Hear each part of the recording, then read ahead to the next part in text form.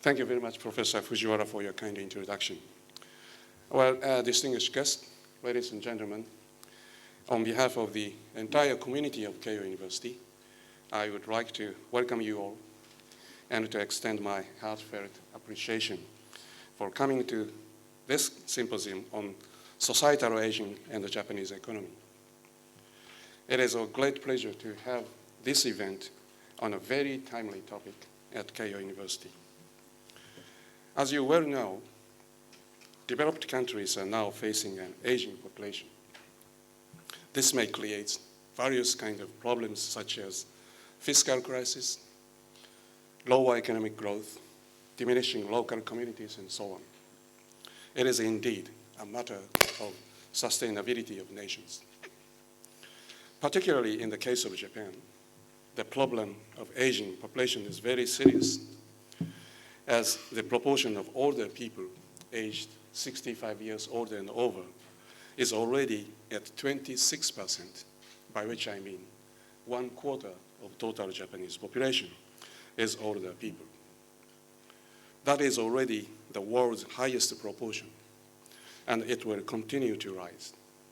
Japan is indeed the front runner as the aging nation. But this is also an opportunity for Japan. If we can find some solutions to cope with the problems related to aging population, and eventually to create an ideal aging society, it will have a valuable policy implications for other countries. And in this respect, I believe that Keio University has high caliber faculties in various fields of research, such as medicine, engineering, sociology, and of course economics, that can gather and conduct research on longevity. Based on these strengths, we would eventually like to apply our knowledge and technology to enhance the sustainability of an aging society.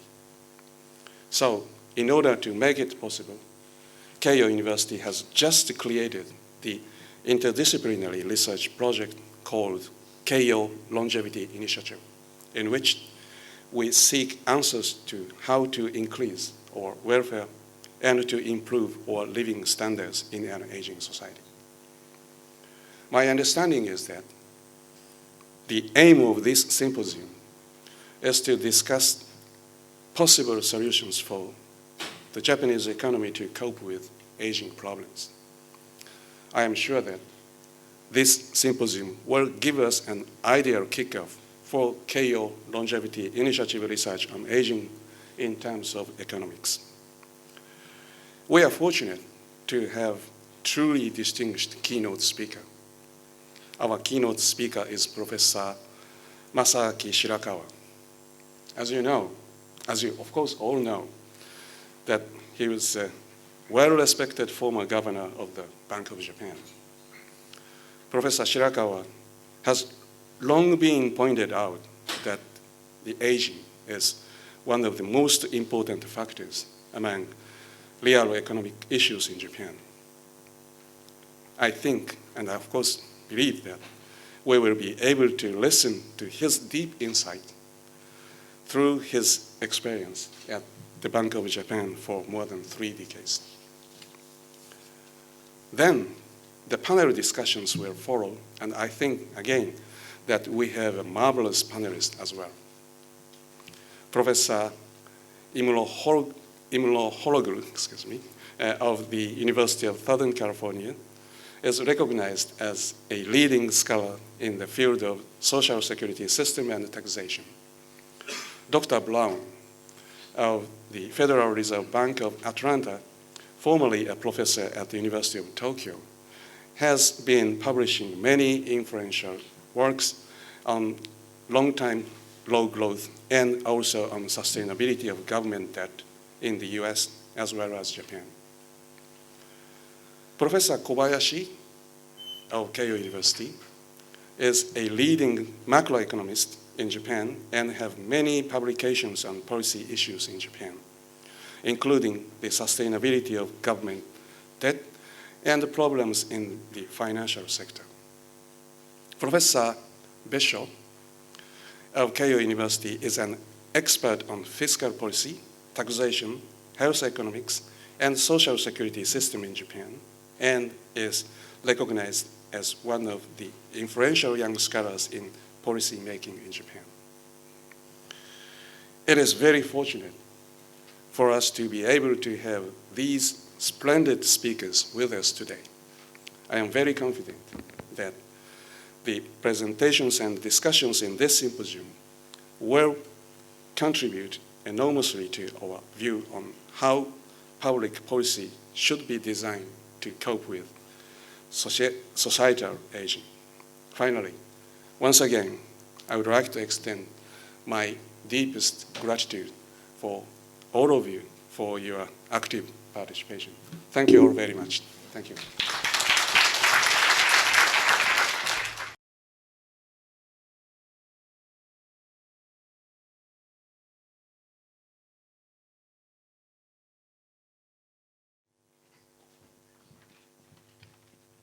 Good afternoon. I'm Jiro Kokurio, Vice President of Keio University, and I'm very happy and quite honored to welcome Professor Masaaki Shirakawa. And as President Seike introduced, Professor Shirakawa is the former governor of the Bank of Japan. And I guess everybody knows, but let me give you a little information about his background. Professor Shirakawa joined the Bank of Japan in 1972 and was appointed governor in April 2008 and left the bank in March of 2012. And while he was the governor, he has implemented and made very innovative decisions, including introduction of zero interest rate policy, quantitative easing, forward guidance, and many more, and which, by the way, has become somewhat of a standard policies that are adopted by many central governments of the world. Professor Shirakawa studied economics at the University of Tokyo, and was a professor at Kyoto University School of Government from July 2006 to March 2008, before taking the job of the governor. And Professor Shirakawa is currently a professor at Aoyama Gakuin University and a member of the Group of 30. And we are really fortunate to have him as a keynote speaker today, who has tremendous knowledge about the topic of aging and, of course, the broad economy and society. So without further delay, I'd like you to join me in welcoming Professor Shirakawa to the podium.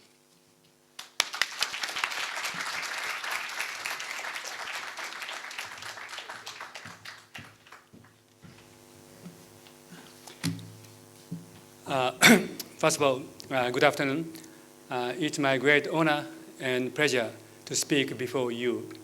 And I'd like to thank President Seike and Professor Fujiwara and Professor Kokurio and Keio University for inviting me to this symposium. And the title of this symposium is the Societal Aging and the Japanese Economy. And this is quite an opportune time for us to talk about, to discuss this important issue. When I was a governor, I often talked about the importance of demographics in Japanese economy. And sometimes I was criticized for talking about demographics.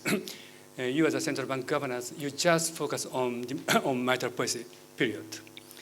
But nonetheless, I felt it's my duty as a governor of central bank, which is ultimately responsible for stability of macroeconomy. And this issue is quite important, but nonetheless, the importance of this issue is not well understood. That's why I felt it's my duty to do so.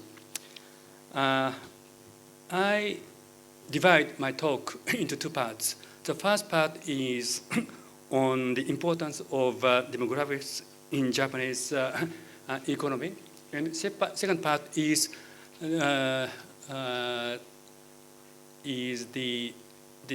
what I think is important as a future research agenda. I want to raise some issue which I think is important. So it goes, it needs to say that Japan has the most rapidly aging population in the world. In retrospect, total population, the working age population started to decline from 1995, and working age population started to decline from 2009, just 1 year after I became governor. And Japan's long-run demographic projection is very dire, as all of you know. As I said, the working age population is already declining, and the share of working population is declining. Currently, it's about 60%, but in 2045, it will go down to 50%, and the share of population age over 65 is increasing to 45 to 35 in 2045.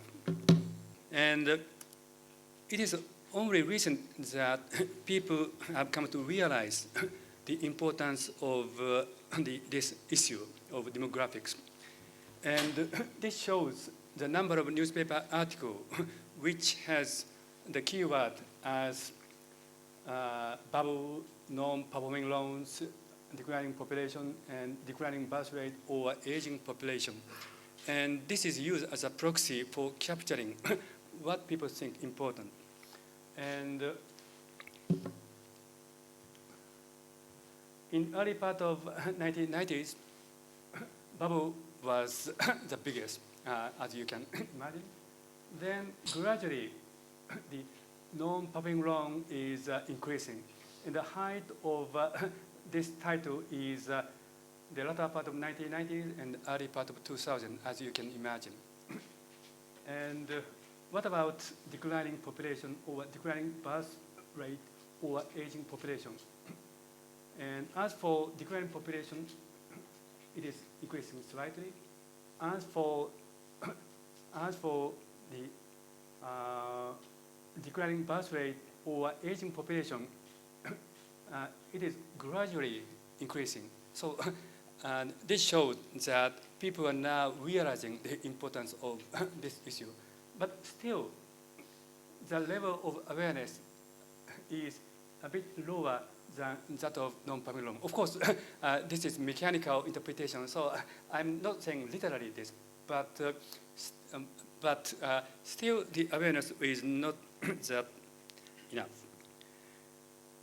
As I said, the issue of demographics is still not well understood in Japan at both policy and academic circles. The reason why I say this is the expression which is often used in the discussion of macroeconomic policy. I think the most popular phraseology which is used in macroeconomic policy debate is, for instance, Japanese lost decades or Japanese style of deflation. These are almost cliché. But do these expressions really capture the very fundamental challenges facing Japanese economy? My answer is no. This is one of my favorite charts.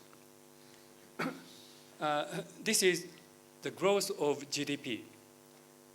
This is a comparison of GDP among major economies. The starting point is 2000. And so this is average of the growth in the past 13 years or so. If we look at real GDP, Japan's growth rate is the lowest. That's why we call it Japan's lost decade. But if we look at the GDP, the growth of GDP per capita, then of course Japan is not so good, but this is just average among major economies. And if we look at the growth of GDP per working age population, then Japan is highest, much higher than that of United States. And this chart, this international comparison shows several things. The first implication is a decade is long enough for us to neglect the impact of rapid aging or a change in demographics. If we talk about growth, say, this year or next year, it doesn't matter which we talk about in terms of GDP growth or GDP per capita and GDP per working population. But 10 years is long enough. The second is Japanese economy is not that bad as is implied by last decade in terms of growth of living standard of average citizen, which is captured by GDP, growth of GDP per capita. But a sober fact is that fraction of people who can work is shrinking, and those people have to support growing number of aged people. This is a very sober fact. That's why I say demographics is very important. This is a sort of growth accounting, very simple growth accounting. And the point is here. If we assume the labor participation rate for the gender and age cohort remains the same, then we can calculate the expected decline of workforce. For the next decade, decline of workers will be 0.6%, and for the next decade, it will be 0.8%, and for the next decade, it will be 1.2%. And as I said previously, the growth of the productivity is not that bad, a bit above 1%. But even if we combine this number, and the growth decline of labor force, then resulting number, that is growth of potential growth rate, is less than 0.5%. And over time, it will decline. Of course, it is assumed, it is calculated on the assumption that participant rate remains the same. So, of course, there's a room for us to boost participant rate, and this is quite important. And now, government is trying to boost this ratio, and this is quite important and meaningful. The critical issue is about sustainability. So far, in terms of growth of living standard, the situation is, of course, not so good, but not so bad as is implied by last decade. But the future is very dire. Sustainability can be threatened on several grounds. The one is economic growth. The aging is a long process. So we have to distinguish about which phase we are talking about. In the first stage, the workforce is not decreasing, but people expect that eventually population will decline, and this expectation will decrease demand. For instance, if consumers think about uncertainty over Social Security, it may affect consumption. Or if farmers expect that domestic market will shrink, then they will cut the investment. So for the first stage, demand is affected. For the second stage, actual decline in workforce starts. And the third stage, very aged people needs growing number of caring and nursing people. This is mechanical extrapolation. Okay. this shows the number of aged people, the number of Medicare, the people who is engaged in Medicare, the number of people engaged in nursing care, and all these are increasing. And this shows the fraction. And I don't know how many people are needed for taking care of aged people. But if we assume coefficient remains the same as the current level, we can extrapolate the number of people who are engaged in these services. We often talk about working age population, but if we subtract the number of people who are engaged in medical service or nursing care, the the number of effective working age population might decline. Of course, those people are producing value added, so this calculation might be a bit politically incorrect, but this can capture some flavor the issue of this issue. So my point is aging affects not only aging affects labor supply, not only in terms of actual reduction in workforce, but also in terms of people who are taking care of all these people. The government finance is also a field, of course. I skipped this part. I guess this issue is dealt in the subsequent session.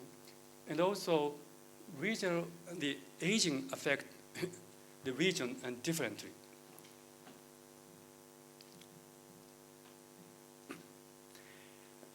This map shows the difference in the ratio of aged people to total population in each prefecture. And there are a lot of variation. Each region does need the public infrastructure, sort of, the hospital, schools, transportation, etc. And these services need fixed costs. And given rapid aging and given decline in population, it is becoming costly to maintain those infrastructure. That's why sustainability of each region is threatened. And these issues, the importance of population demographics is well understood by John Maynard Keynes. And he said, he made a famous speech, some economic consequences of a declining population. This speech was made in 1937. And we know much more securely than we know almost any other social or economic factor relating to the future, that in the place of the steady and indeed steeply rising level of population, which we have experienced for a great number of decades, we shall be facing a very short time with a stationary or declining level. The rate of decline is doubtful, but it is virtually certain that the changeover compared with what we have been used to will be substantial. We have this unusual degree of knowledge concerning the future because of long but definite time lag in the effect of vital statistics. Nevertheless, the idea of future being different from the present is so repugnant to our conventional modes of thought and behavior that most of us offer a great deal of resistance to acting on it in practice. And viewed from today, what he said is both right and both right and wrong. The wrong part of his speech is his prediction on demographics was turned to be wrong. And actually, after World War II, the population the fertility rate started to increase. In that regard, he was wrong. But his intuition in terms of recognition is quite clear. And when I observe the situation in Japanese debate on demographics in the past 15 years or so, his insight is quite right. And most of the idea of future being different from the present is so repugnant to a conventional mode of thought and behavior that we offer a great deal of reason to acting on it in practice. And as I said, in terms of the number of newspaper articles, people were so delayed in recognizing this important issue. Why do people underestimate the importance of demographics and procrastinate?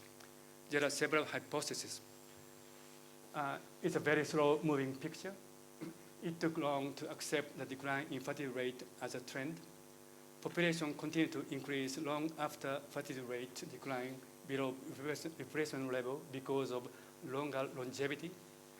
And very often, the peak of population bonus coincides with a bubble which masks underlying problems. Once society goes beyond a critical point of aging, it's hard to forge a politically feasible consensus because of conflicting interests between generations, so-called silver democracy.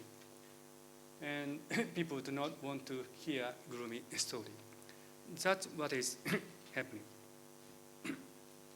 I skip the interest of time. I skip this explanation.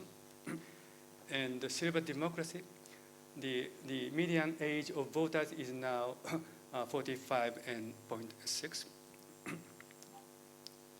Given this tendency, the role of academic economists becomes all the more important. But they also tended to be optimistic, I would say. Several hypotheses, no treatment in standard textbook. There is no distinction between population and working age population in growth theory. Of course, there are some, but at least when I studied growth theory in University of Chicago many years ago, there was no distinction between the two. And in that regard, problems are assumed away. Belief in substitution of capital for labor and or optimism for demographic-induced innovation. And these are leading to underinvestment in the study of demographics. Japan is offering many interesting food for thought in demographics as well. After all, Japan was a forerunner, as President Seike said. Japan experienced bubble financial crisis and decline in inflation or mild deflation ahead of other countries. The same is true for demographics. Other advanced economies and emerging economies are now being faced with the same problem with some time lag. I will skip this one.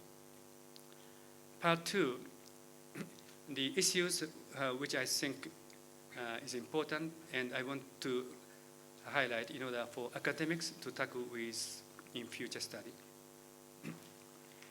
There are many, but today I'd like to categorize these things into 4. One is demographics and potential growth rate. Fertility rate. As Keynes predicted, he predicted population will decline. And his observation, his prediction was justifiable. And this is a fertility rate, long-term trend of fertility rate in United States.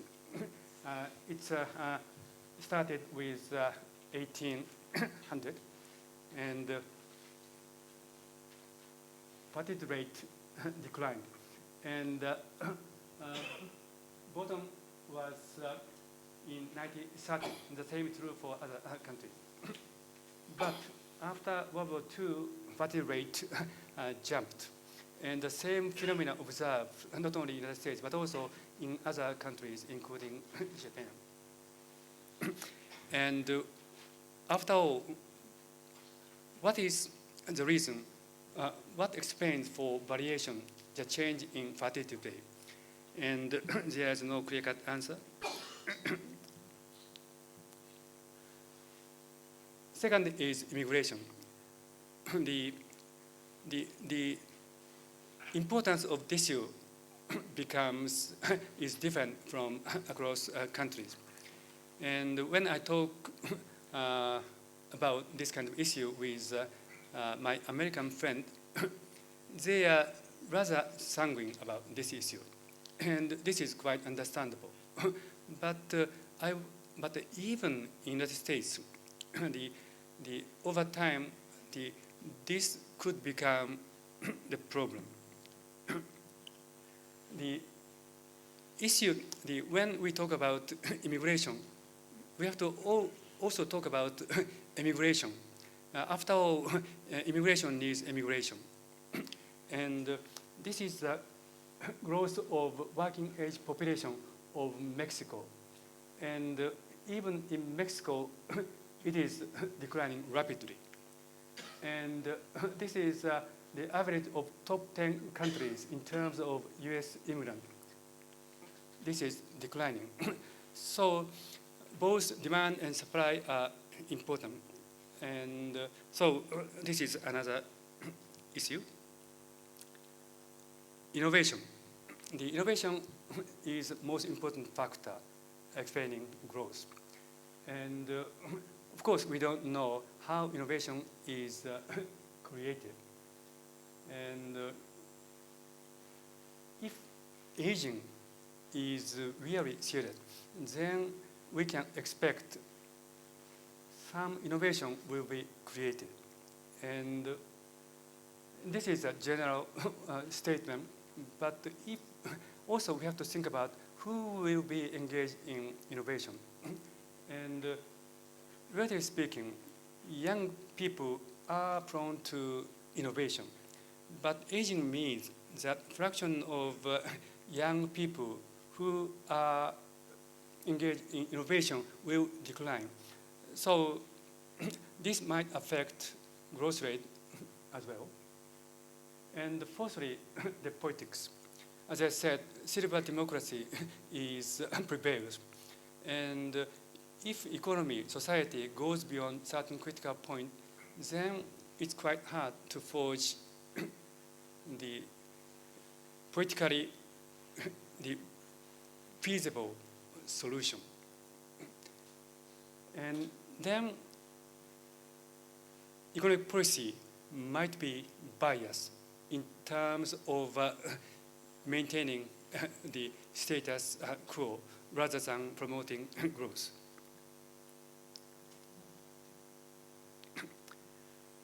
The second topic is demographics and inflation rate, which might be regarded as a kind of heresy. But this is the growth of working age population, and this is inflation rate. And if we look at data in 2000, we can see this positive relationship. And is this just spurious correlation?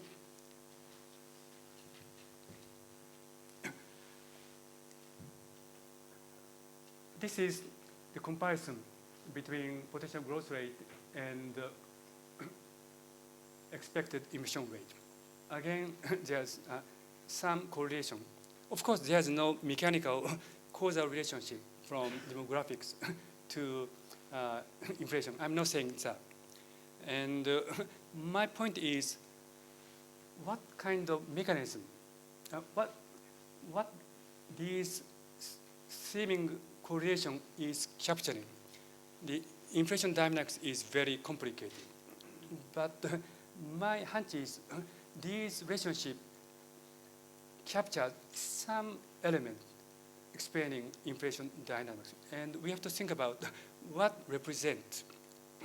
is represented for this chart.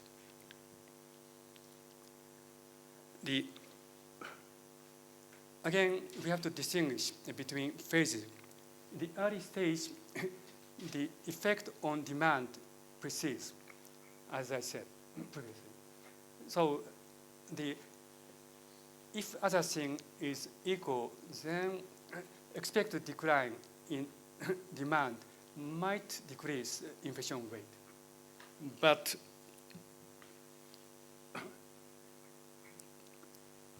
at later stage, situation might be different. I'm now the definition of working age population is people aged between 15 and 64. And 2 months ago, I became 65. So I'm not classified as working age population anymore. But still, I'm working a bit. So in that sense, I belong to broadly defined working age population. But I'm a last age cohort of baby boomers. I was born in 1949. And the past few years, those people retired completely. When I attended the alumni meeting of my classmate at my university or high school, roughly speaking, 30% or 40% of my classmates were already completely retired, and they are enjoying their life. And so, as Haikawa-san sitting over there described, this might be called the difference between consumption population and the production population. In terms of population, in the past few years, population is decreasing a lot. In terms of consumption population, it is not decreasing. Rather, it may be increasing. And consumption, and those active retired people are engaged in various activities.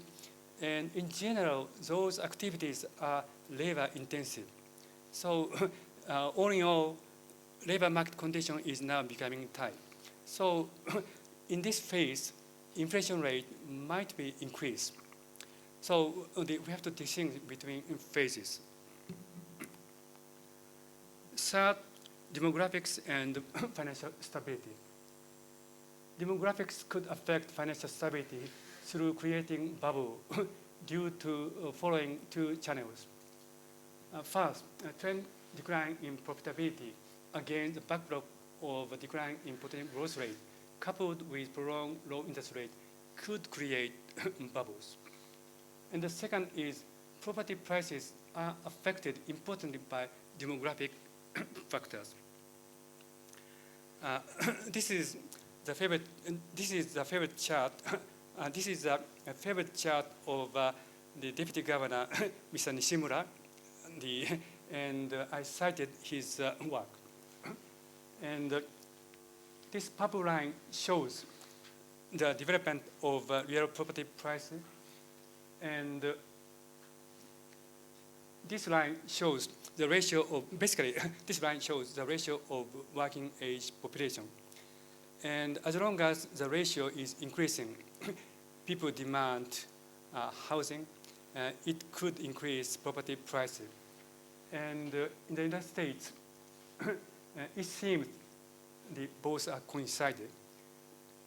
In Japan, it is coincided. The same is true for UK, Spain, and Ireland. Of course, this is very, very the casual observation. So this is just hypothesis, but nobody can deny the fact that demographics affect property prices. Also, demographics could affect financial stability through government finance. And the deficit on the budget is mainly due to the increase in expenditure on Social Security. So demographics is quite important. And financial stability crucially depends on fiscal sustainability. So if fiscal sustainability is questioned, then demographics could affect financial stability through this channel. Finally, demographics and politics. How can we reflect voices of future generation in political process? I I mentioned about silver democracy several times, but people are not that egoistic. And I have 2 grandkids, and my wife and I are naturally concerned about the future of our daughters and our grandkids. And we can count on a kind of altruism. And what kind of altruism mechanism could work? And those kind of issues. And also how to integrate, reflect those kind of altruism into actual political decision. And this is also important subject. Final words. In late 1990s, I attended many international meetings. In those days, I tried to explain what Japan was muddling through. But in those days, Japan was regarded as the country which just made simple mistake. And all these expenses were just dismissed. And it was only after global financial crisis erupted that these problems are reasonably well understood by academics and policymakers outside Japan. Still, understanding is not that sufficient, but the situation has improved. But today, I feel the same with state of debate of demographics, though situation is improving. I'm not fatalist, and I'm afraid that I am a fatalist. I'm not saying that demographic determines everything. I'm not saying that. What is critically important is how to adapt institutions to changing reality of economy. That is demographic. And starting point is clear recognition of what is happening in demographics and how it is affecting the economy. So I really hope many academics and academics to tackle with this important issue of demographics. Thank you very much.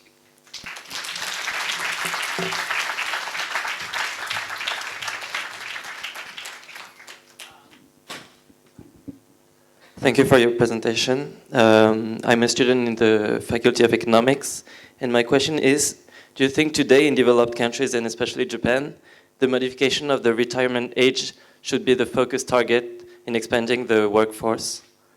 Your question is,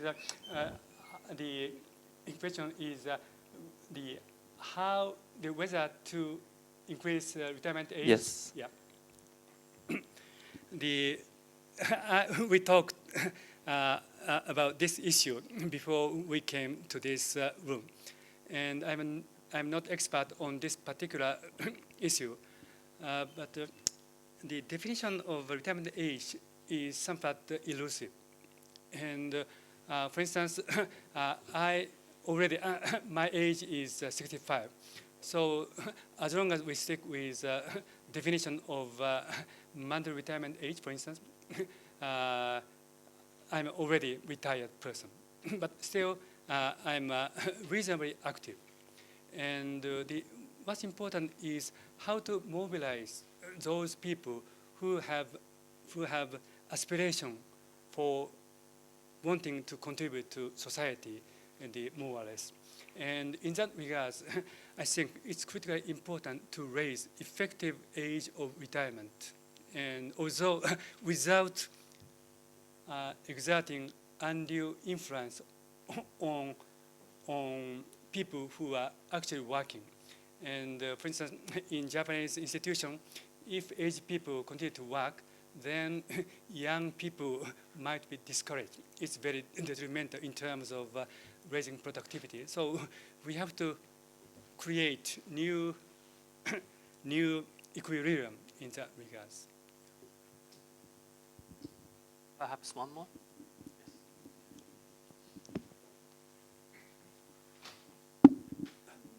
Thank you very much for your speech. I have a question. I come from China, and I am studying here. So in your point, the reason influence the demographic is the working age people are decreasing. So do you think Japan needs to increase more immigrants in the future to solve this? Thank you. Yeah. This issue is, again, quite important. And the answer is not yes or no answer. For instance, we should accept more foreign workers, say in the high-scale job, and also we need more foreign workers in Medicare, etc. And it depends. But as I said in my presentation, the decline of labor force is so huge. So this issue is not solved by receiving immigration.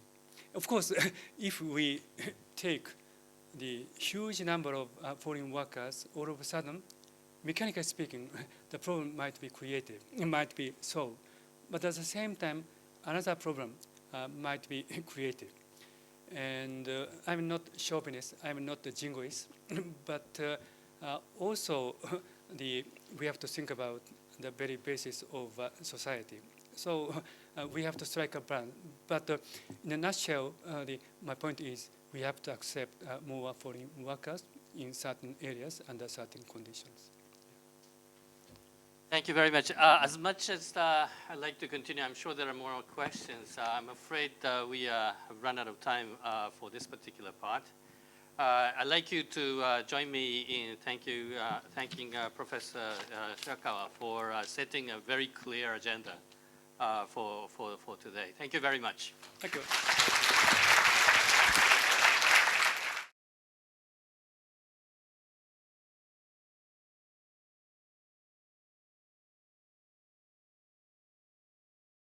Okay, now let me start the panel session. So we have truly 4 distinguished speakers on this topic. And let me introduce the first speaker. First speaker is the Professor Selahattin Imrohoglu of the Marshall School of the Business at the University of Southern California. Please join me welcoming Professor Imrohoglu.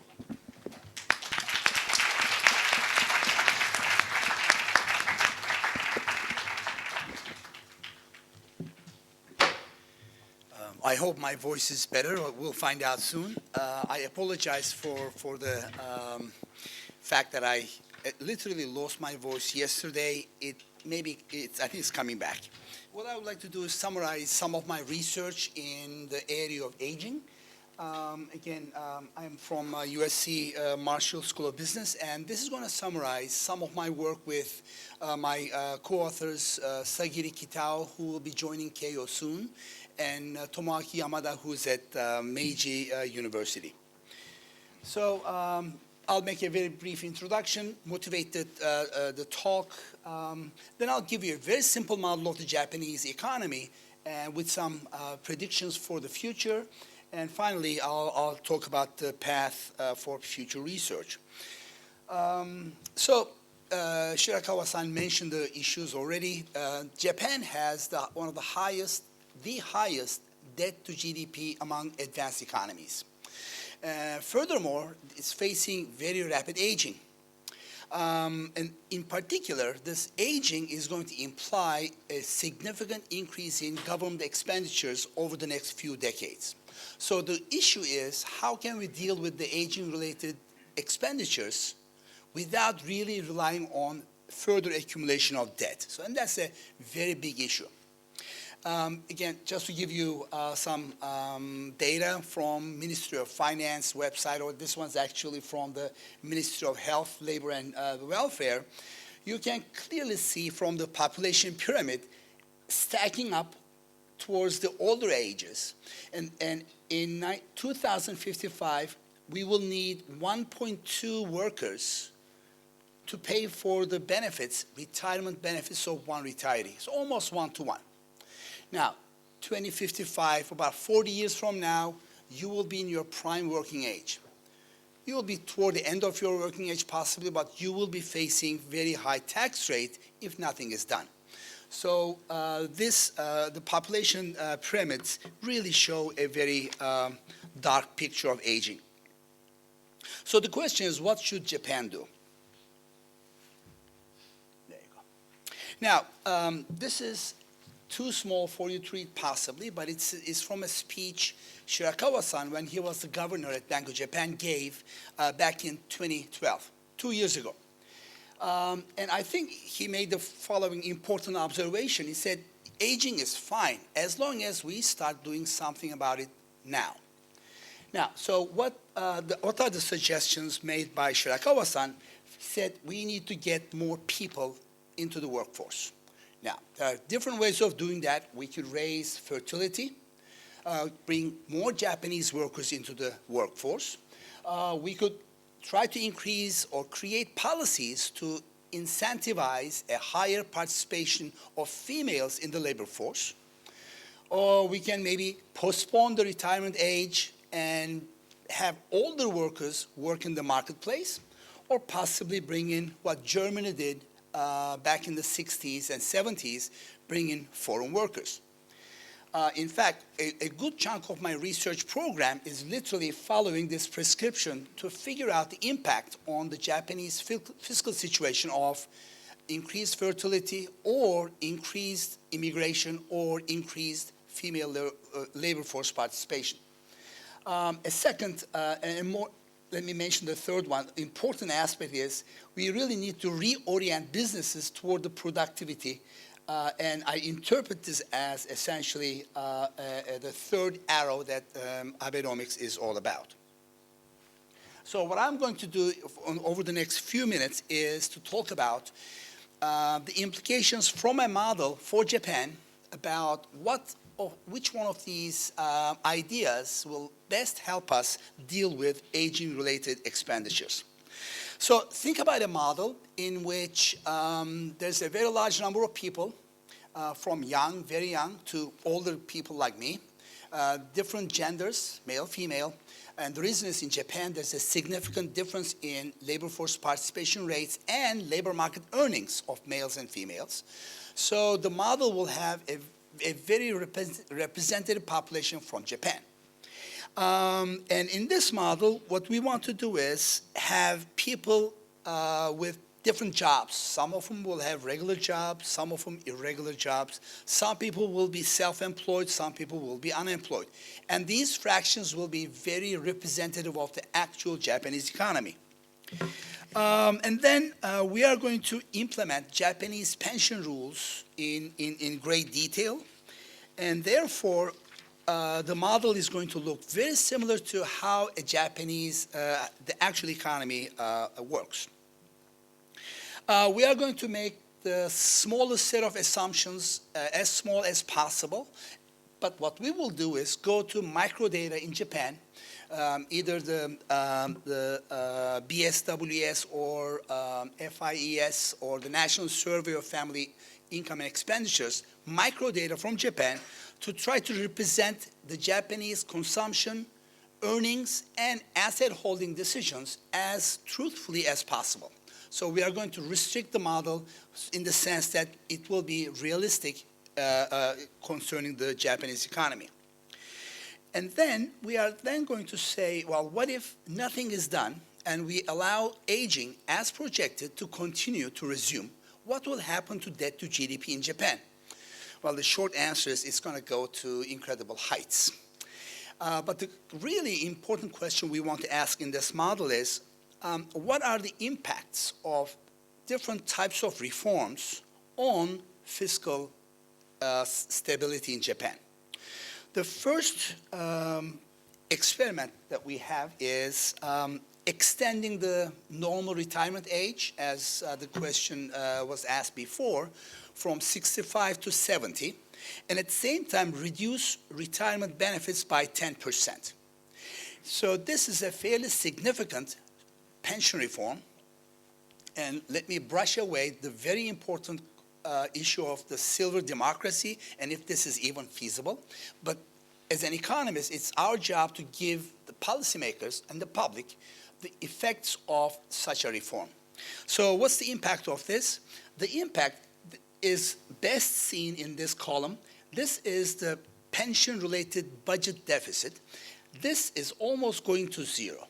In other words, if we have this particular pension reform, a significant portion of the budget deficit will be solved. So this should be on the table as Japan goes forward. A second reform we will look at is raising the consumption tax. Now, obviously, this consumption tax was supposed to go up to 10%, but it was postponed to probably April 2017. The question we ask in this experiment is, what happens if it is raised to 20%? Now, what happens is, as you can see, the non-pension deficit is entirely eliminated, and therefore this really does help bring the non-deficit part of the budget into a surplus. And therefore, an increase in the consumption tax should also be on the table as part of a package as the economy ages. Now, the next and last experiment I'll talk about is higher female labor force participation. And to this, let me give you some pictures. This is the labor force participation rate of males, men, in Japan. And there are three types of jobs in this graph. Regular job, blue. Regular plus contingent, regular is red.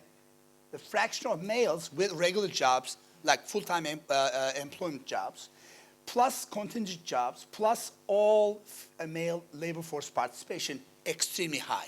Starts to come down by 65 or so. Now, let me quickly show you the same picture in females. Let me go back. Come back to females. Two big differences. Overall, the average participation rate is very low of females. And number two, take a look at the fraction within females that have regular jobs, barely 30%. Now, the M shape seems to be disappearing, but the key takeaway from these two graphs is average labor force participation of females low, and conditional on that, the fraction that has regular jobs is low. Now, why is this important? Take a look at the earnings of males and females. Huge difference. Males, females. So in this experiment I'm going to show you next, we allow females to have the same labor force participation rate as males in Japan. Is that going to really help us overcome the fiscal issues? What this graph shows is that the non-pension part almost is balanced out. But this is not going to really get the job done as far as the pension side of the budget is concerned. So again, our research suggests that not a single particular reform will solve the aging-related problem in Japan. The solution has to come from many different areas. Clearly, more pension reform is going to help. An increase in the consumption tax to the plan, 10% and possibly a little bit more will help. An increase in the labor force participation by females definitely will help. And my colleague, my friend Tony Brown will talk about the health side of the issue as well. Okay, so what am I working on these days? The last 2-3 slides. We have just built a model of guest workers for Japan, and we are, as I speak, running computer code to get some results on the impact of immigration in Japan. The question we're asking is, as Shirakawa-san mentioned, how many workers, either a flow per year or stock at a point in time, will it take to solve the fiscal problem in Japan? And as he suggested, I fear that number will be very large. But at least there will be a number on the table from which you can start some discussion. So this is one of the directions of my research. The second is we are building a model of female labor force participation with the key policy being a government subsidy toward child care to reduce the cost of raising a child. How large does this program have to be to allow a larger fraction of females to participate in the labor market, just like France has done in the past? So this is also an ongoing research project. Now, I have one more slide left, and let me just mention the following. The third arrow is very critical to increase innovation and productivity.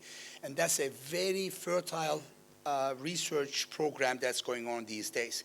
But I think I do agree that we need a fourth arrow, and that has to do with societal aging and developing institutions and policies to help us have a better future. And let me mention, there's a lot of young people here. This is from Japan Times. I think it really summarizes the aging issue. It says, and also talks about Abenomics. Think of Abenomics as a lot of dog treats, a lot of fiscal stimulus and so on. And of course, who doesn't like treats? As young people, you like to eat chocolate and candy, and you do that. And says, well, what's going to happen in the long run? Well, somebody has to clean up the mess. Now, we are too old to clean up the mess. You will be the ones to cleaning up the mess unless we, the older people, really start the innovations and institutions to deal with aging. And I'll stop on this note. Thank you.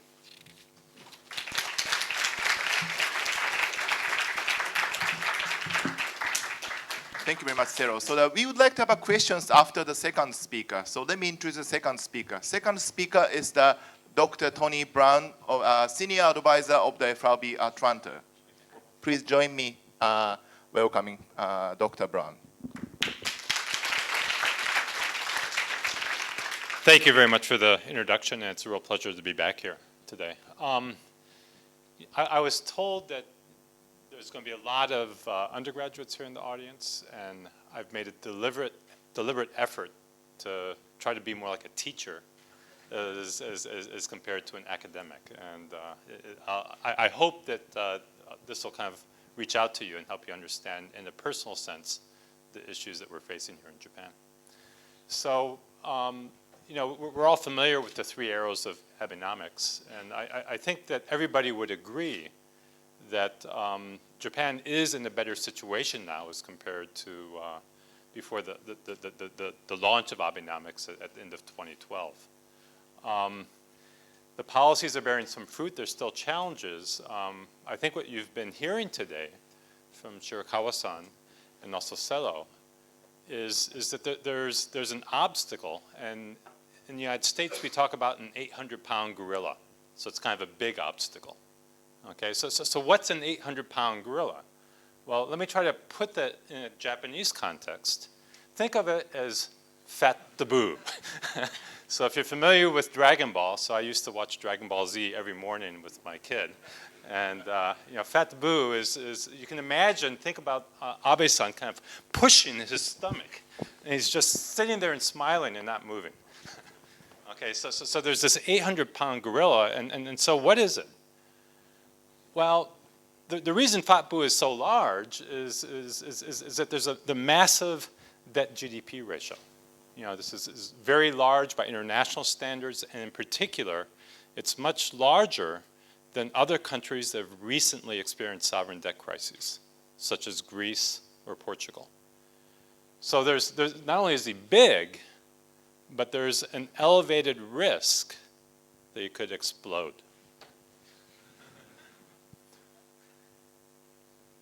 Now, the other thing that you've been hearing today is demographic change, that Japan is aging, the proportion of older Japanese in the population is going to grow old, okay? But there's something even more basic underlying that, which is if we just hold fixed the demographics and think about this debt-GDP ratio, what's happened in the past? Well, moving backwards from about, you know, if we go back to the early 1990s, the debt-GDP ratio in Japan was 60%. And so looking backwards, where we are now, we're around 244%. What's happened over that period is taxes were low between 1990 and 2014. Low for whom? Low for people that were working. Low for me.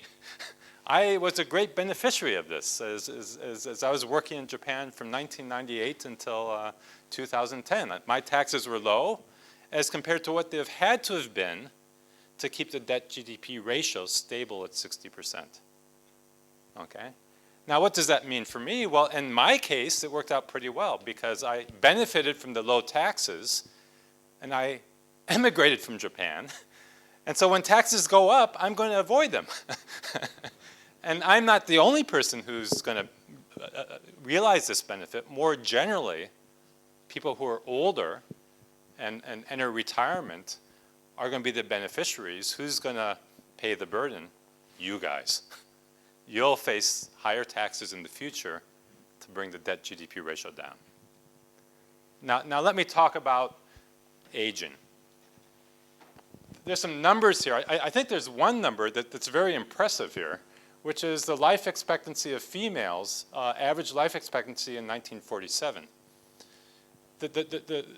It's not just aging that's changed in Japan. Life expectancy has gone up, fertility rates have gone down, and let's try to make this real concrete. Consider the situation of a female in 1947 who's marrying an eldest son, okay? Now, what was the obligation then, the traditional obligation? Well, you marry the eldest son, you move in with the in-laws, you need to take care of the mother-in-law. How long would you have had to take care of her? Well, she was only going to live to 54. If you do the same thing now, and think of, or in 2045 and think about this, so you get married at 30 and you're going to take care of her for, until age 90. So you're talking about 60 years as compared to maybe 15 or 20 years. And so these numbers are really, really big and have a profound impact. Japan's long-term care insurance for the elderly came about because we could see that this traditional contract was no longer going to work when mother-in-laws live until age 90.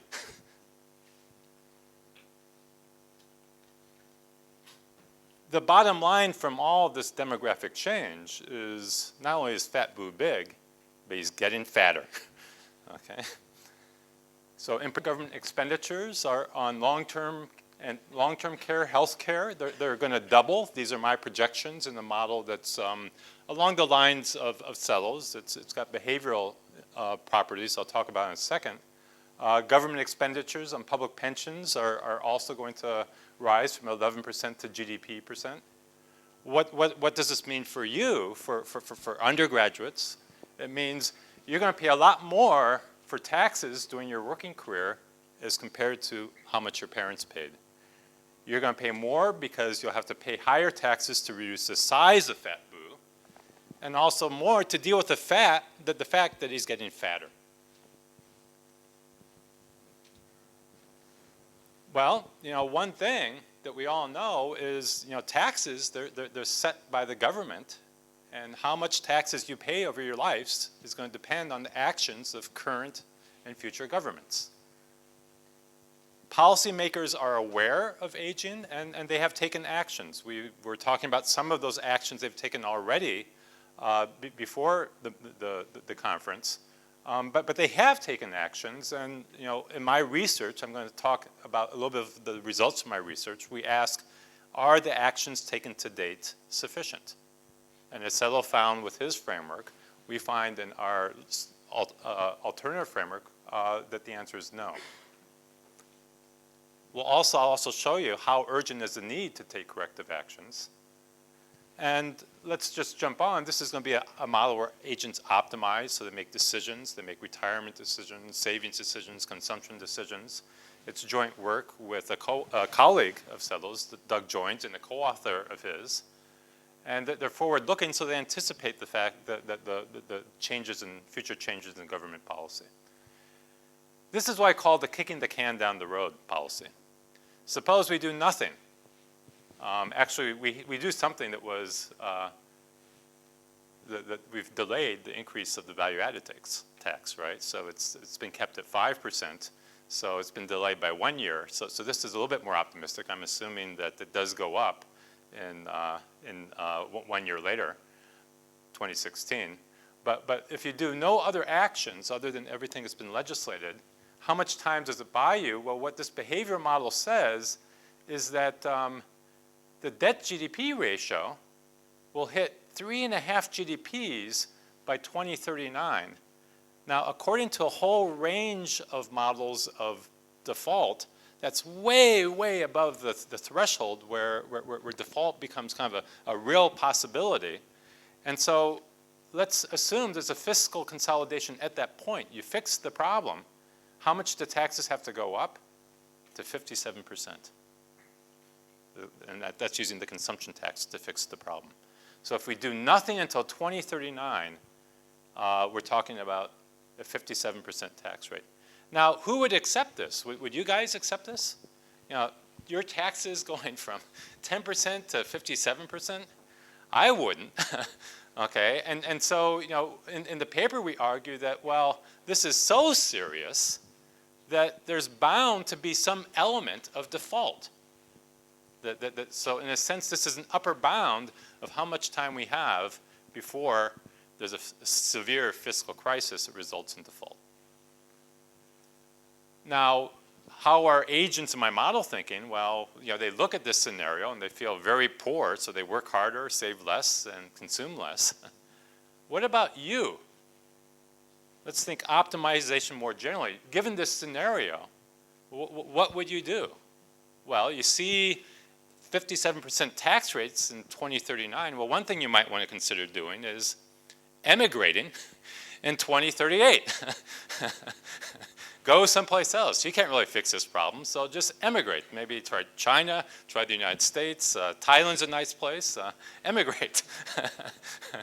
That's been happening a lot. Young people are emigrating from Spain to Brazil right now because of differences in the situations there. Now, if you can't emigrate, there's another thing you might want to seriously consider. Okay? You tell your parents in 2038, hey, mom and dad, I know you have some savings. You want to give me a bequest when you die. Don't wait. Give it to me now. Give me a gift now in 2038. I'm going to take that gift and go out and buy my BMW and my mansion in 2038 before the consumption tax goes up.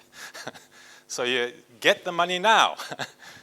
Now, there's another puzzle here, a problem that you've probably read about. I mean, Paul Krugman talks about this all the time.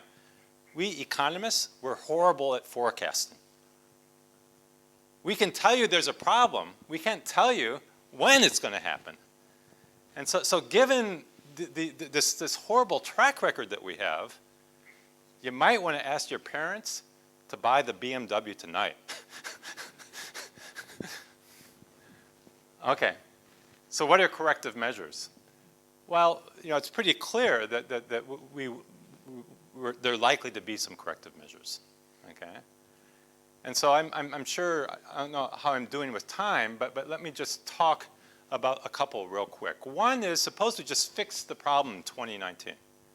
How high would the consumption tax have to go just to fix it once and for all? 36%. That's how high, okay? And that's assuming no changes in fiscal expenditures.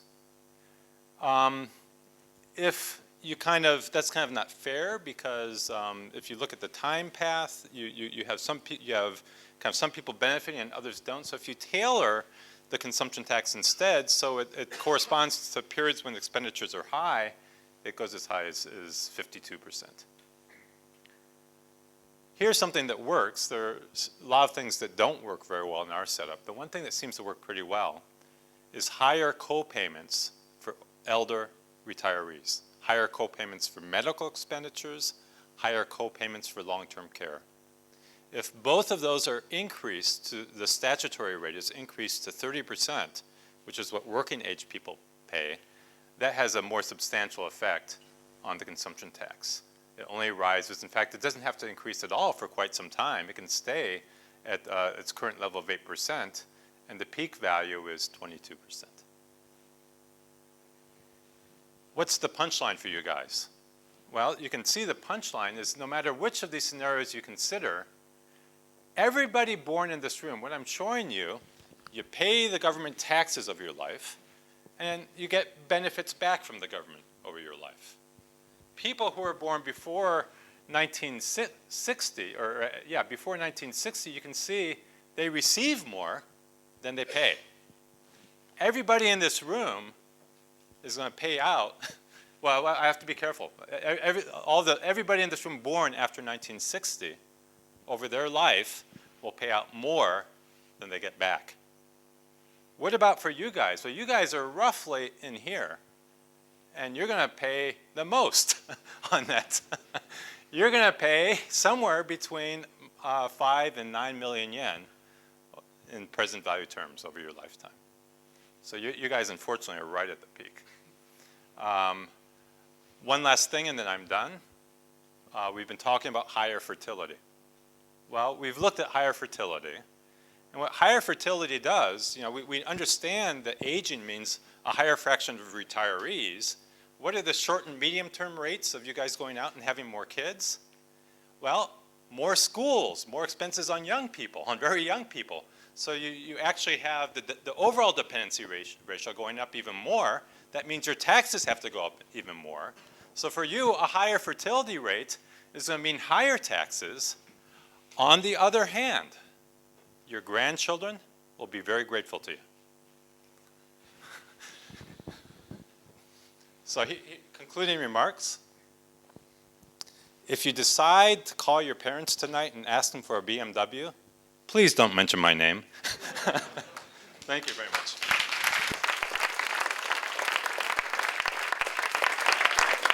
Thank you very much, Tony. So Tony and Cello, could you stay here to have our questions? Right. We have still some time, so do you have any questions? Or it must be appealing to you. That's the kind of the problem you are facing. Do you have any questions? Okay. Well, I think you are quite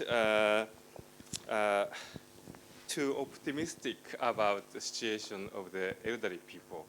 In a sense, everywhere in the world, when the sovereign crisis happened, well, by the way, my name is Keio, currently teaching at the University of Tokyo, but just recently joined, and before that I worked at IMF like 14 years, so I know what's going on in the world. And in the sovereign crisis, when sovereign crisis happened, usually first thing that the government defaults on, one of the first thing is a public servant wage and also pension. And then secondly, it will happen would be a bank holiday, and essentially banks bankrupt, and deposit insurance corporation may be also bankrupt. So those who have to live on financial wealth would suffer the most. Those people are the older people, actually. So I don't think, in the sense, it's still a very kind of not so great picture, but at the same time, the elder people have to, older people should not think about it's all about the young age taxation problem, but it's most likely this will be older generations, retirees problem. That's my point. Let me real quick, because so I take very seriously the idea that retirees face significant risks after retirement. In fact, my current research is looking exactly at a subset of those risks, and the answer is not pay as you go. The answer is really a means-tested social insurance arrangement, and that's something that has been very successful in Australia. And what we're finding in our research with Karen Kopecki and Tatiana Koroshkova is that this is a program that young people like, old people like, whereas all these people hate the pay-as-you-go public pension because they can save better on their own. So that's not a complete answer. Obviously, what we would like to be able to do is recognize the whole set of risks faced by young people, middle-aged people, and retirees. But in terms of specific measures for Japan moving forward, perhaps a gradual move towards more means-tested social insurance for retirees would be an important part of a solution. As economists, what we do is build measurement devices. Aging problem, how big is it? So one way to give the answer is in terms of how high should a particular tax rate go up. But another way we can express the solution is how much should the benefits be cut to solve the problem. For the US right now, to make it actuarially fair, my calculations together with Shinichi at CBO show close to 40% cut in benefits in the US will be needed in the future. In Japan, that cut will have to be much deeper. So clearly, the pain will have to be shared by young and old. And in fact, there's some merit to the idea that there's a huge amount of debt held by Japanese mostly, partly because maybe they're anticipating very few benefits in the future. So definitely, this is not about taxes going up, but it will be most likely benefits being cut at the same time, and many other things. Some foreign workers with some skills, some higher female labor force participation, health reform along the lines that Tony mentioned. It will have to be a combination of many policies because fat taboo is too big. Let me just say just one sentence. Every society, a responsibility of every society, be a modern society, a tribal society, comes up with a way to provide for people who end up old, sick, and alone. And I'm sure that Japan, moving forward, whatever solution they have, there will be a recognition of dealing with that issue. We will come to grips with that. Thank you very much. Any question? Do you have any question? It's a great chance to discuss with the top researcher. Okay.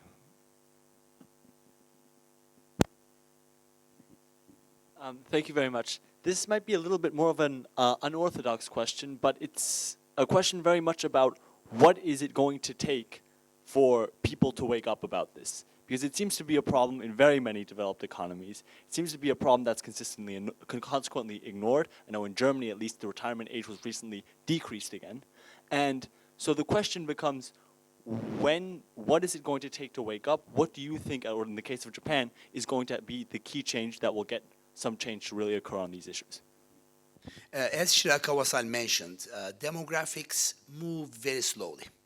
So the increases in expenditures, government expenditures that are aging related will be coming very slowly.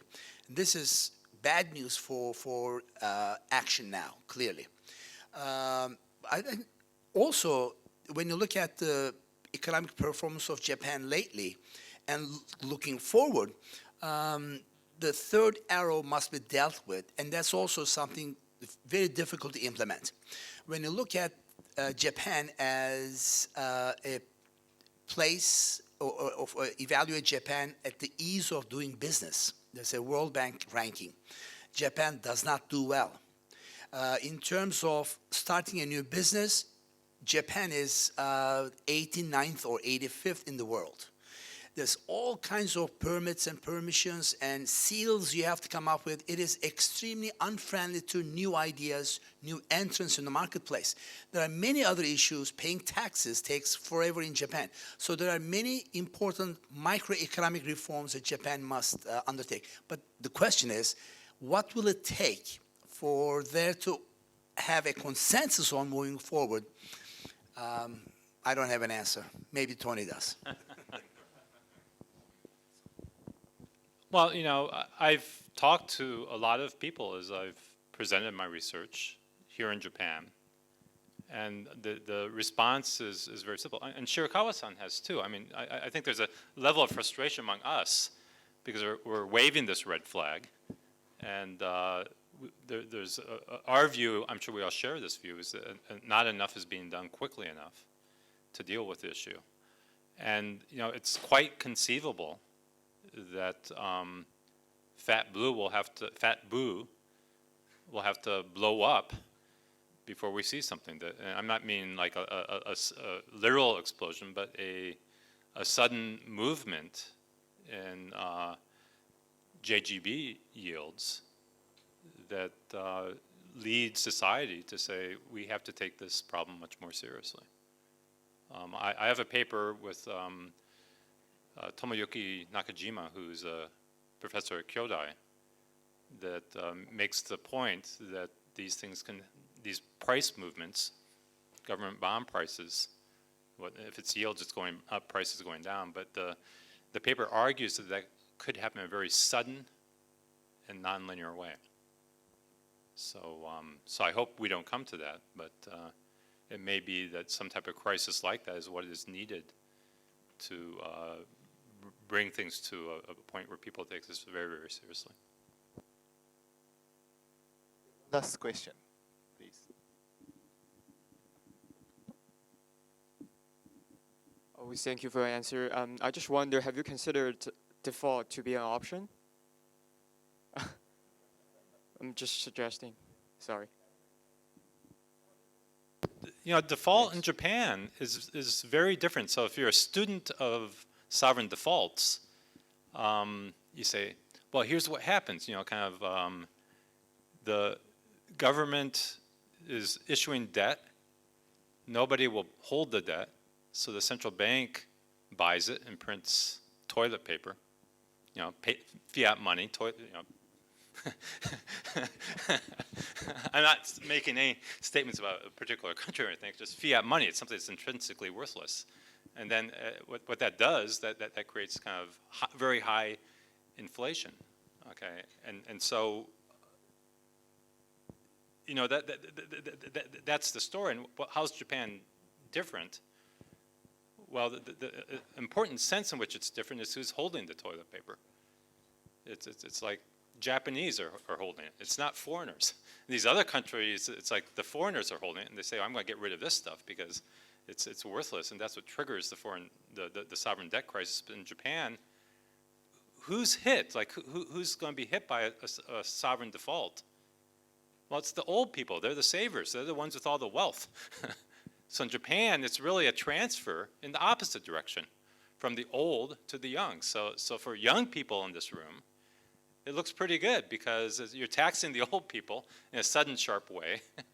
It just means that you know, they can't give you the BMW anymore because their wealth is. But maybe for you, you say, well, that's not so bad.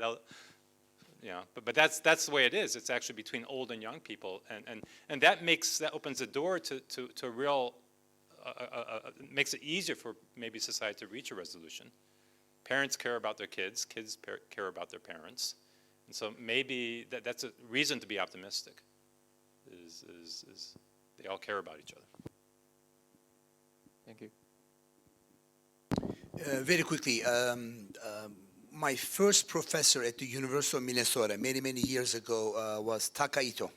And Taka-sensei has papers with Takeo Hoshi, who's at Stanford. And everybody is trying to estimate when it will be the case that the bond market will stop financing JGBs, when the Japanese will stop buying them. We don't really have good models of debt. So let's just admit that. And there's a lot of research to be done in the area. But their estimate, which is like a back-of-the-envelope calculation, is about 250% debt to GDP ratio. And we probably are about 10 years or so from it.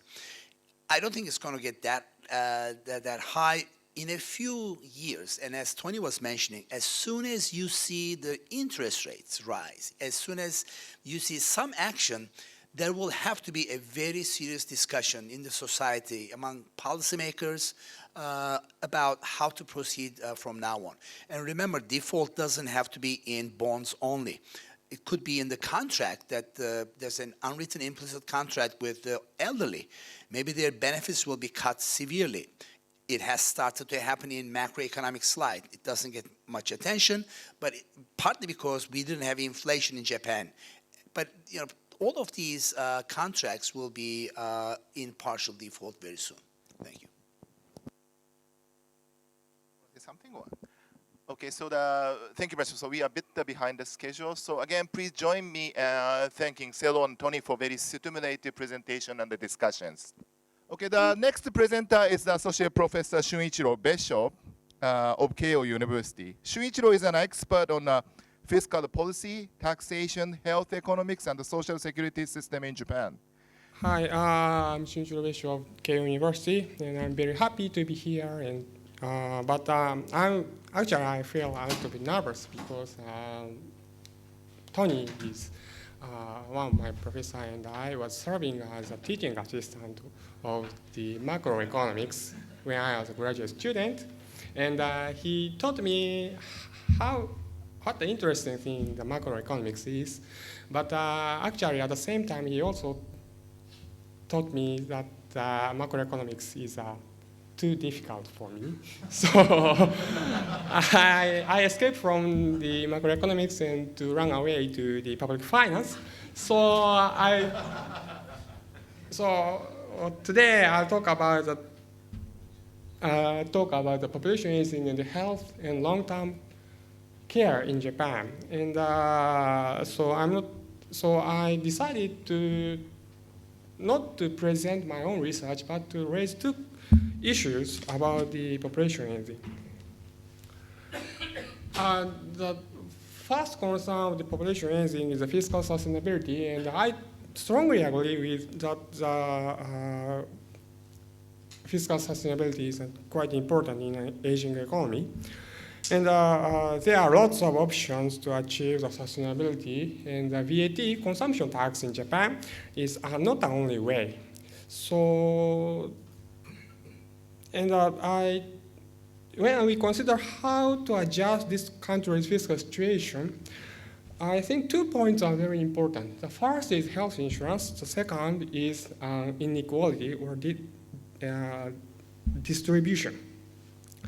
And health insurance is, I think, more difficult than pension because, after all, pension is a matter of cash, but health is related to life.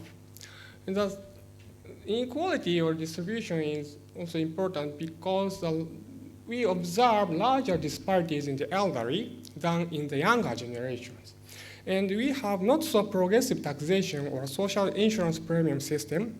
And I'd like to say some social insurance premiums are regressive in this economy. Next slide, this slide shows the fiscal situation in Japan, and the orange bars, this one, shows the expenditures on social security. As you can easily know, that the social security share among the government expenditure is increasing. And next.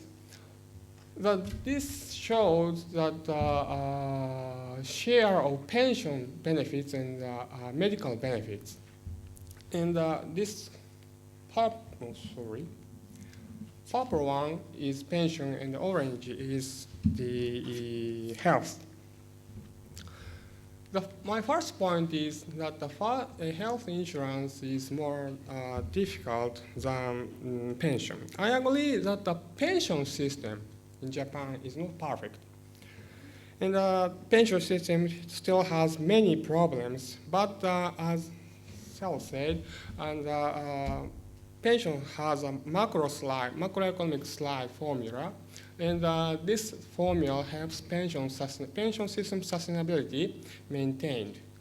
And of course, it may need more intergovernmental and intergenerational transfers from maybe younger generation to older generations. And on the other hand, it is more difficult, maybe politically difficult, to cut down health insurance. Because people in general expect to receive new and latest state-of-art medicine.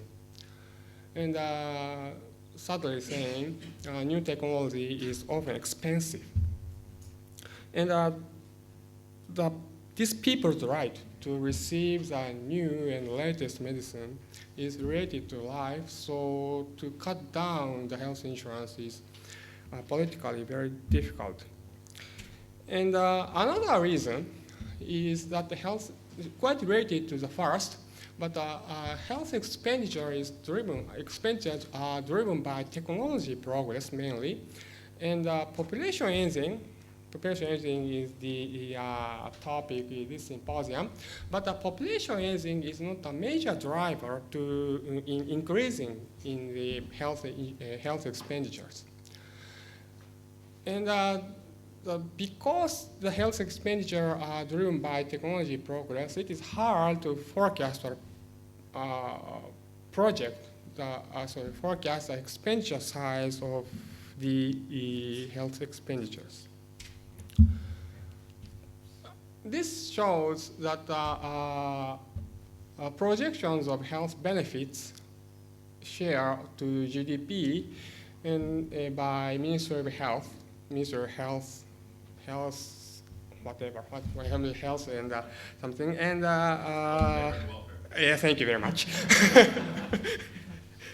And IMF, and this black line shows the actual path of health benefits, and these colorful lines shows the projections by the ministry, and the past all projections are all underestimate the expenditure path.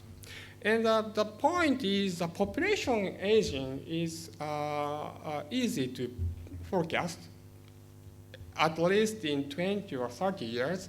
But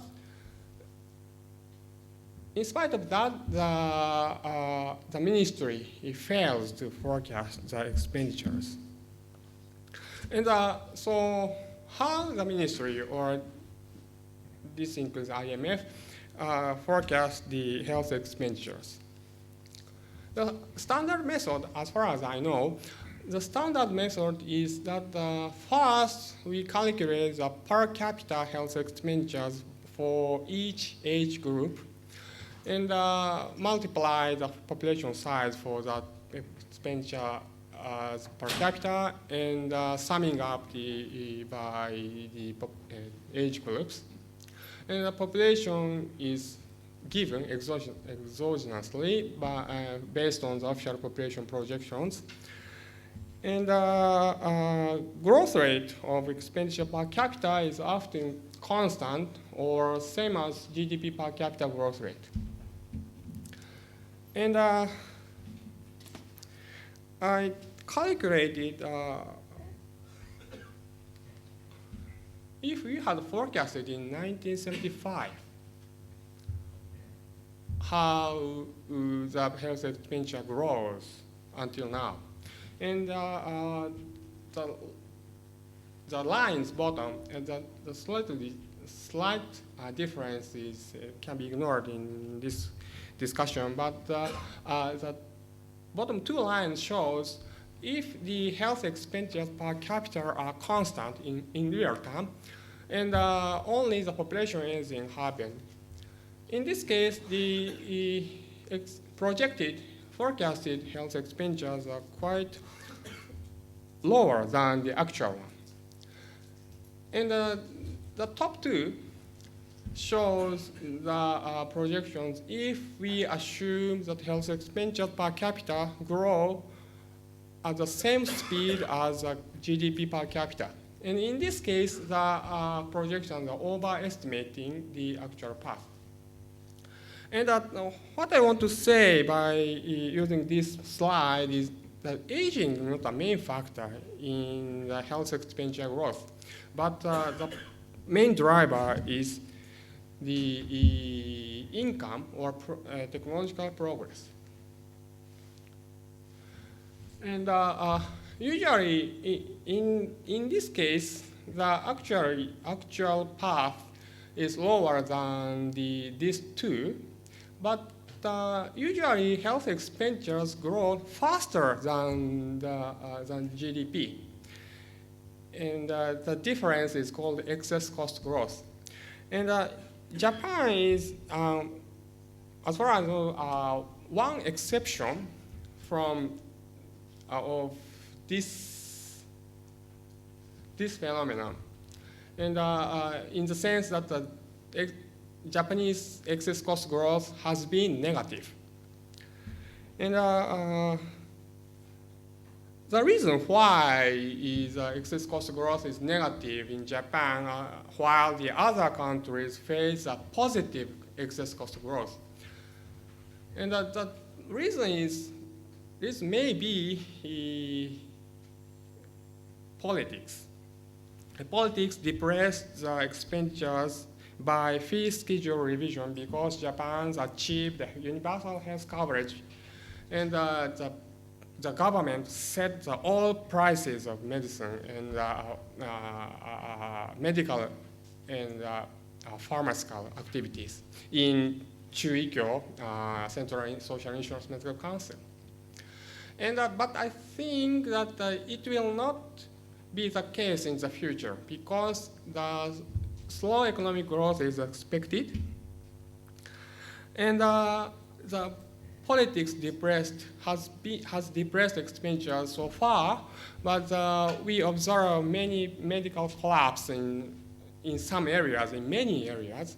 So politics cannot hold down the expenditures no more. And okay. My second point is inequality or distribution. And we observe the larger disparities in the elderly. And in this regard, Keio economists, including president is missing, but the president, and pointed out the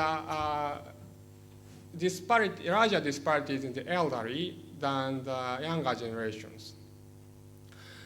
And this is because due to disparities in labor income as well as pension benefits, but the pension benefits is proportional to earnings in younger days. And although the disparities is larger in the elder population, but we have not so progressive taxation or social insurance premiums. Well, before going that, I show the next slide. This graph shows a relative poverty rate by age group. Sorry, but the horizontal axis shows the poverty rate of the younger generation, working population, and the vertical axis shows the poverty rate of the elderly.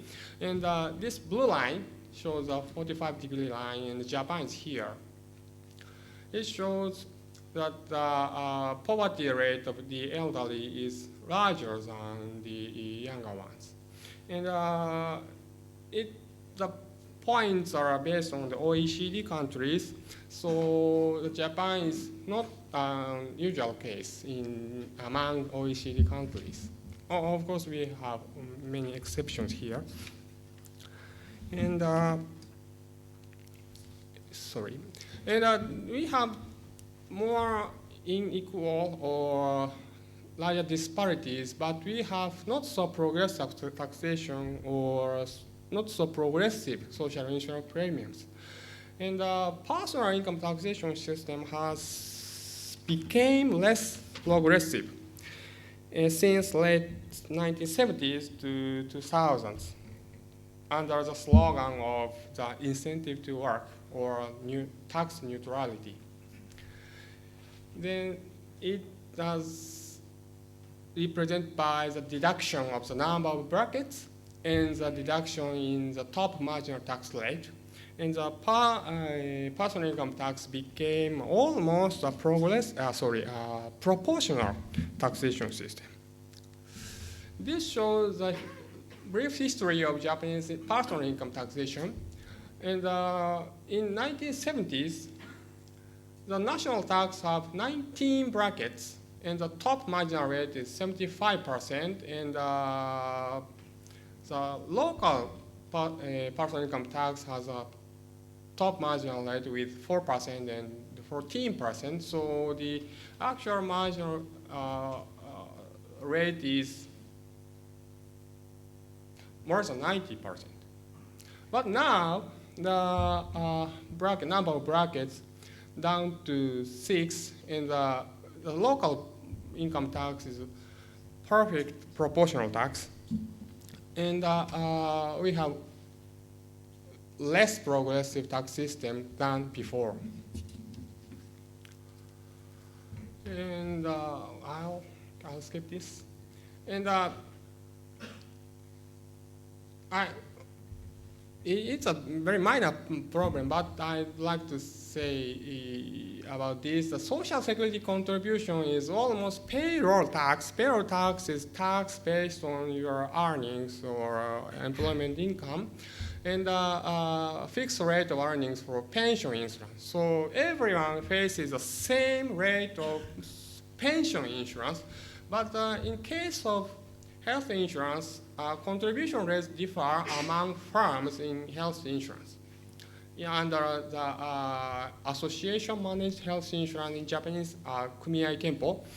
And because workers in large companies like Keio are healthy and rich, so the contribution rates are smaller in such a large company, rich companies, than less rich companies. So the contribution rates, as a correlation between contribution rates and average wage is negative.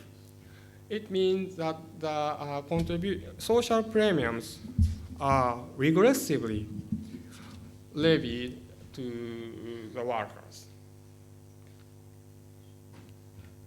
To wrap up, I raised two issues in this small talk. Yes, I agree fiscal sustainability in an aging economy is quite important, but the social insurance is more difficult than pension. And Japan has managed health expenditure so far, but it's more tough to control health expenditures in the future in an aging economy. The second is we have to consider about the inequality or distributions, because larger disparities in the elderly. And I make some comments here, but one thing I'd like to say is that the VAT is under discussion, policy discussion, debate, but the VAT, consumption tax, is not the only way. We have to consider the possibility of PIC, personal income tax, and especially property tax, now one of the local tax. And to consider that how to make proper tax system, we have to collect all wisdom from all of the disciplines of the science. And that's all. Thank you.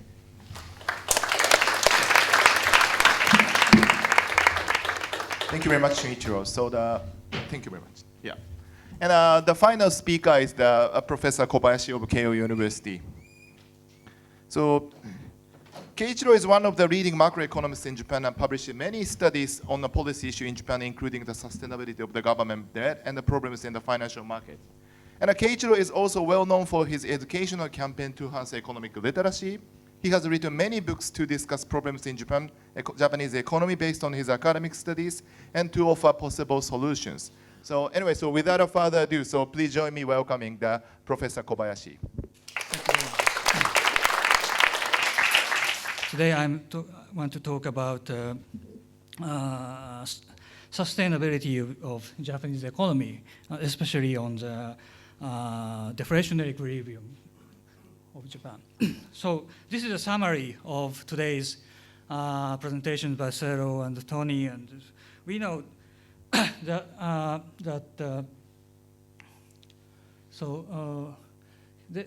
my simplistic understanding is that Tony and Sero's presentation means that we have a huge challenge in the fiscal policy in order to restore the sustainability of the Japanese economy.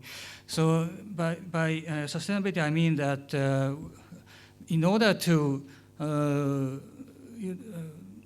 reduce the public debt GDP ratio to about 60% in a year of 2100 or 150, in some previous paper by Tony and Doug Jones, they show that we need to increase the consumption tax rate to 33, or today he said 36%. or in some, if we wait too long, then the consumption tax rate should be, he said today, 57% or 56% in some other previous versions. And also, Celo has another paper by Gary Hansen at UCLA, in which they argue that the same scale of the policy challenge. That means we need to increase consumption tax rate to 34% if we have a 2% economic growth forever, or maybe we need to increase consumption tax rate to 60% if the Japanese growth rate is gonna be 1.5% forever. So I think these policy prescription is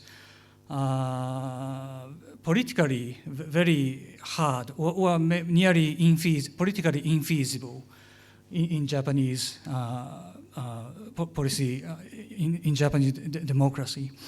So next point is, next natural question is, what happens if the tax rate is not raised, or if we cannot cut the public spending to the comparable size?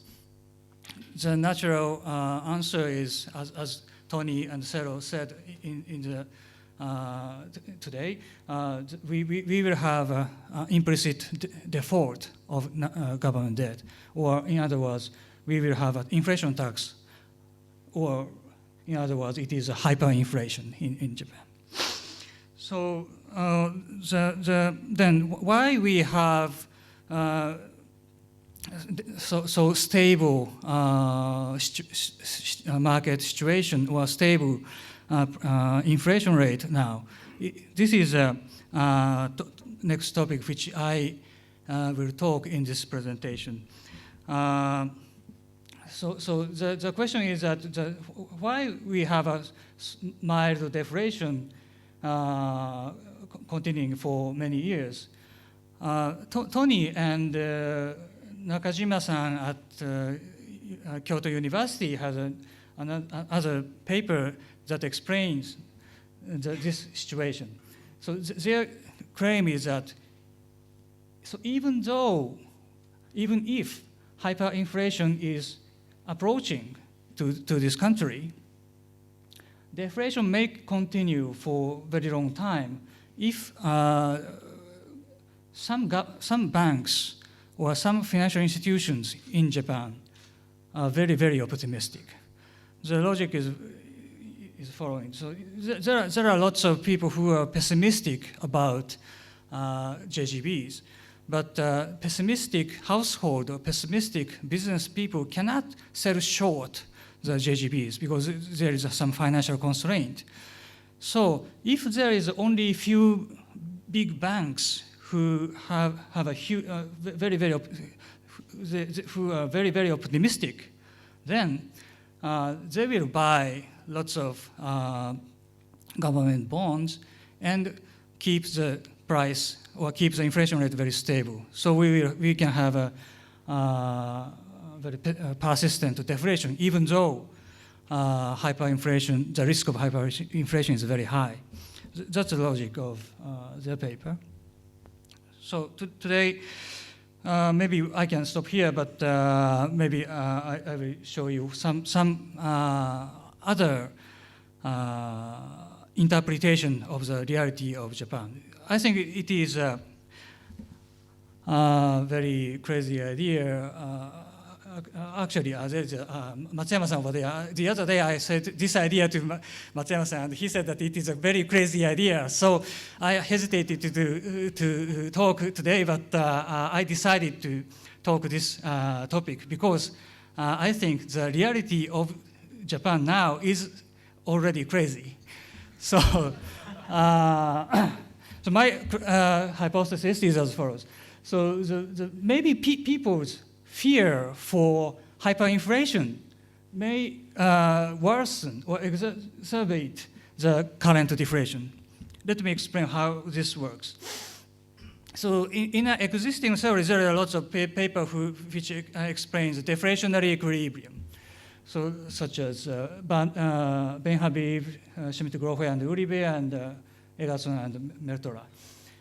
The puzzle of this existing literature on deflationary equilibrium is that in these models, deflationary equilibrium is not compatible with expansionary monetary policy as we observe in Japan. Why is that? Because deflation is by definition, it is an increase of the price of money in terms of the goods. So, and on the other hand, the expansionary monetary policy, such as quantitative easing, means an increase in the quantity of money. So if we have a deflation and expansionary monetary policy at the same time, we will have the total value of money increasing to the maybe infinity, because the price of money increase and the quantity of money increase, and so in the present value term, the total value of money increase to the infinity. So it is not sustainable equilibrium. So in the existing literature, such as paper by Ben Habib or Egerton, they in their paper in deflationary equilibrium, they require that the monetary policy is contractionary. That means that in the deflationary equilibrium, the quantity of money decrease at the rate of discount factor. So then what we observe, it is a puzzling, because what we observe is puzzling, because in Japan, we have 15 years of deflation, and also we have a low TFP growth. And also we have, we observe rather expansionary monetary policy. I think it's not a contraction. And also we have a accumulation of government debt. So as I said, the existing economic theory of deflationary equilibrium cannot account for these features. I mean, they cannot account for the coexistence of expansionary monetary policy and persistent deflation. So it is not explained by the existing theory. So the crazy idea is as follows.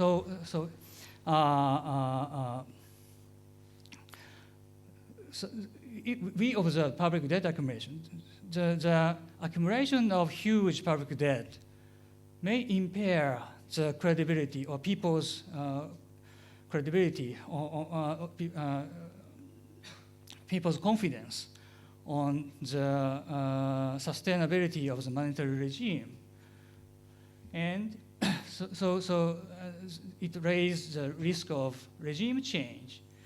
So maybe people can think that with a small probability, fiat money may lose value and the economy goes to the non-monetary equilibrium. So non-monetary equilibrium means it's a hyperinflation. So let me only briefly explain.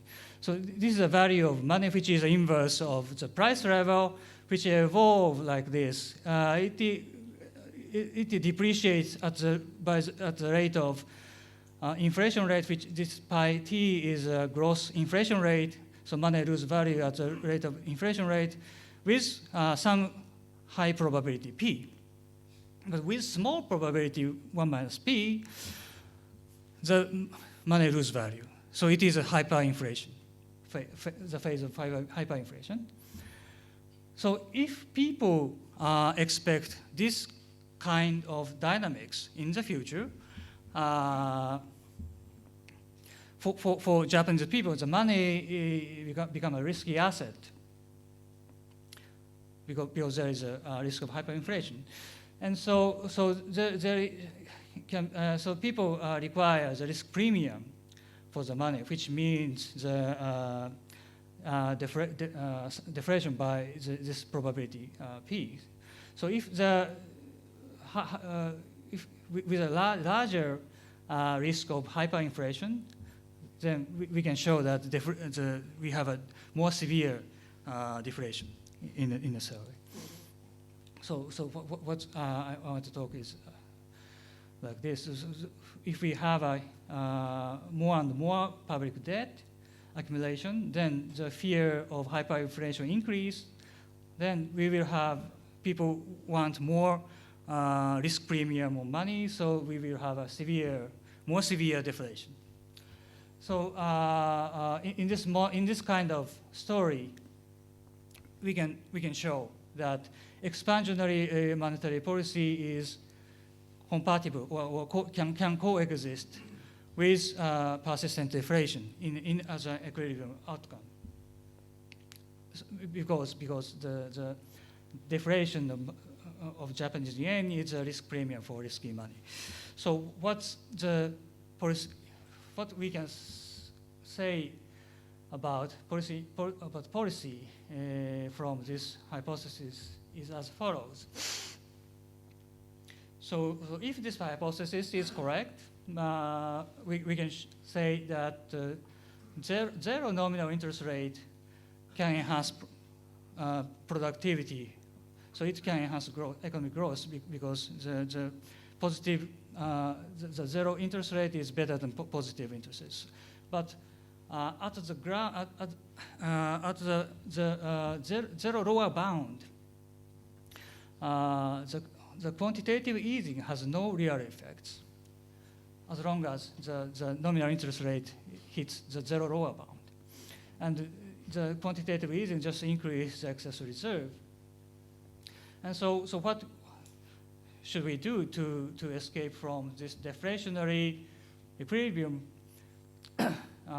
is as follows. We need to reduce the probability of hyperinflation. And how can we reduce hyperinflation? So we come back to the gloomy story of Sero and Tony, that in order to reduce the risk of hyperinflation, we need to increase the tax by very large scale, or we need to cut the public spending very severely. So by this hypothesis, maybe we can understand that fiscal consolidation is also necessary to escape from deflation. That's all. Thank you very much.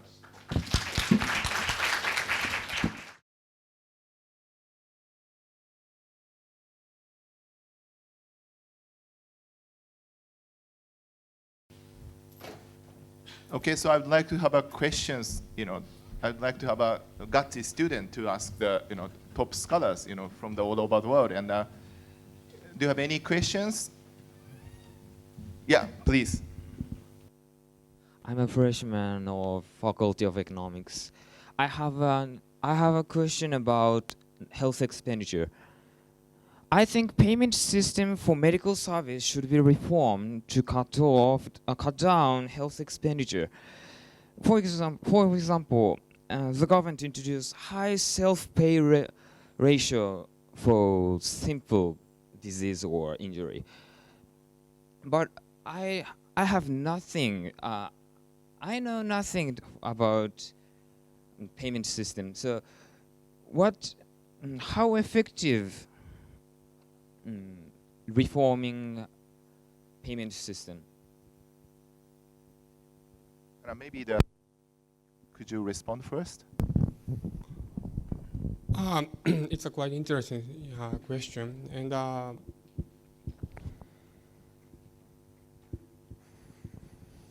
yes, payment system has an effect on how large the health expenditure will be, and there are many discussions on reforms of payment system. And some research shows, yes, the reform in the payment system is effective in reducing the health expenditures. But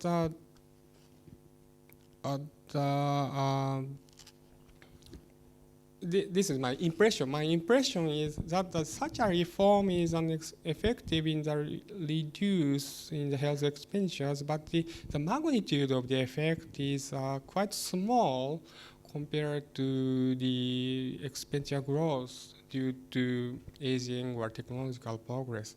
And at the same time, that the reform in the health payment system often faces how to say political battle between government and maybe health workers, and so it is quite difficult to introduce new payment system to cut down the health expenditures.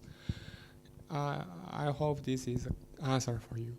Yeah. Do you want to join? Because there's a significant difference between Japan and the United States. So if you could answer those kind of things, that would be great, Tony. Well, let me say first, I didn't have time to talk about this, but the paper that I mentioned today and the results that were described in that paper finds that the reform that works best in terms of correcting the fiscal imbalances is higher co-payments, which is what you're talking about, for, in particular, older retirees. And there's a large body of research, it's relatively recent in the United States, that is able to account for a lot of puzzles. It turns out that people hold wealth very late in their life in the United States. And the question is, why do they do that?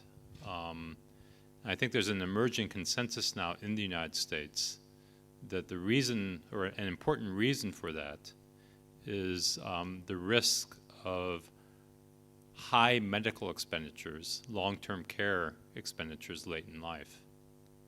And so the model that I presented today actually has that property.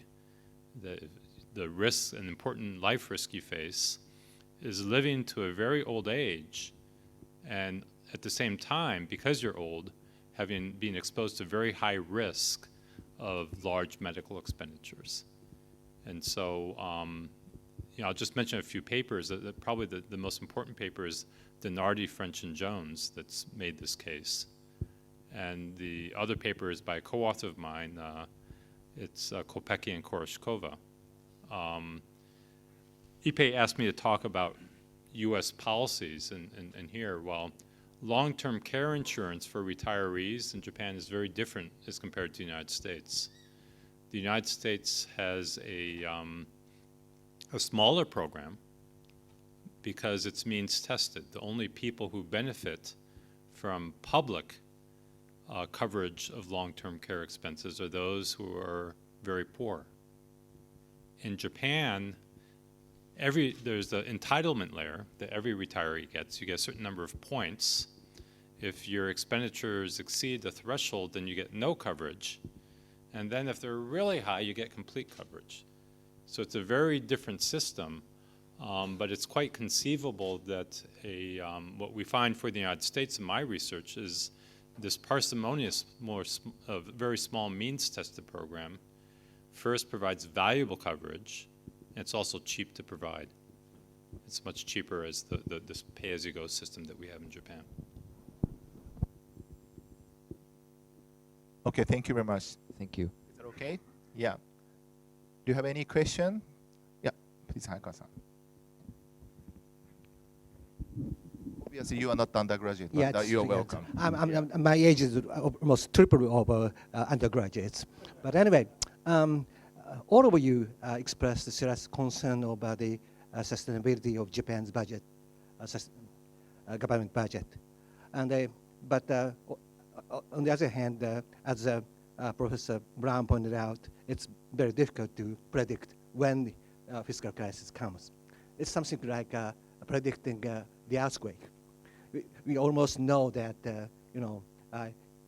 the earthquake will come in someday, but nobody knows when it actually comes. But now we can think of very visible candidate for the trigger of the crisis. I mean the end of QQE. Just think of that. Just imagine that 2% inflation be achieved within a couple of years from now, while consumption tax rate remain 8%, and we have a very huge fiscal deficit. And if Bank of Japan stop buying, 10 trillion yen per month JGB, what happens?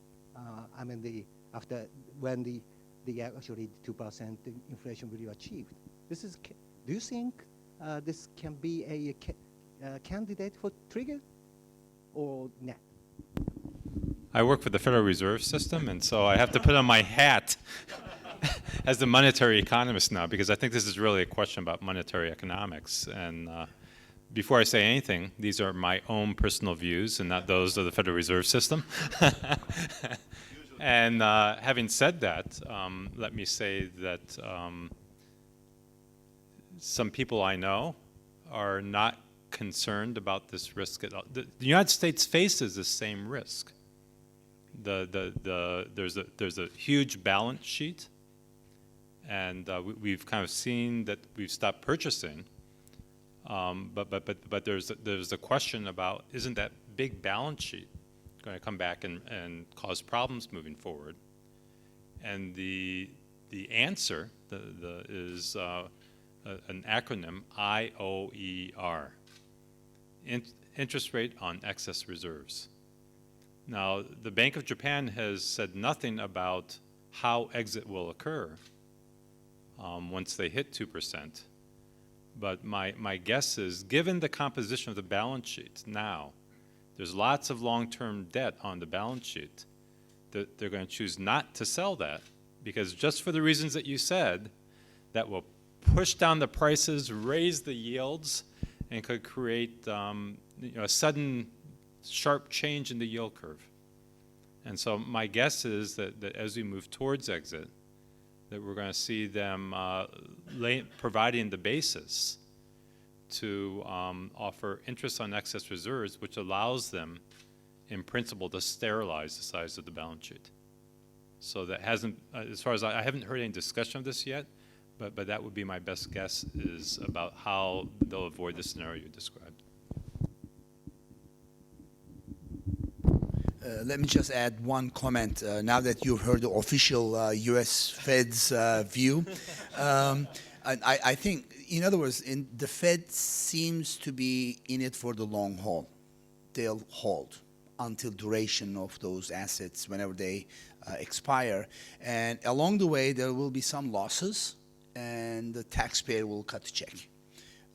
So I think that's what's expected. Anything else will be very disruptive, and everybody, the market participants, understand this.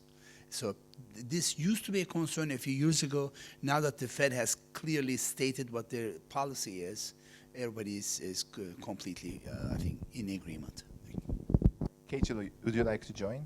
No, only one comment. So there's nothing to add, but maybe it takes much more years to achieve the 2% target. So maybe you. People believe that, but I think that it's quite possible that 2% be achieved within not a year, but a couple of years. Okay, that's interesting. So first, Kamura-san, please. Okay. I think for views argument is more or less I agree with that. So I don't have any objections or any questions, but I think Keio Longevity Initiatives wanted to celebrate the Japanese elderly lived up late 80s with relatively healthy conditions. That should be something, remarkable historical experience. I mean, no other country experienced such a huge number of people live up until the 80s or 90s. Why can't you celebrate or adding some positive information on that? Yeah.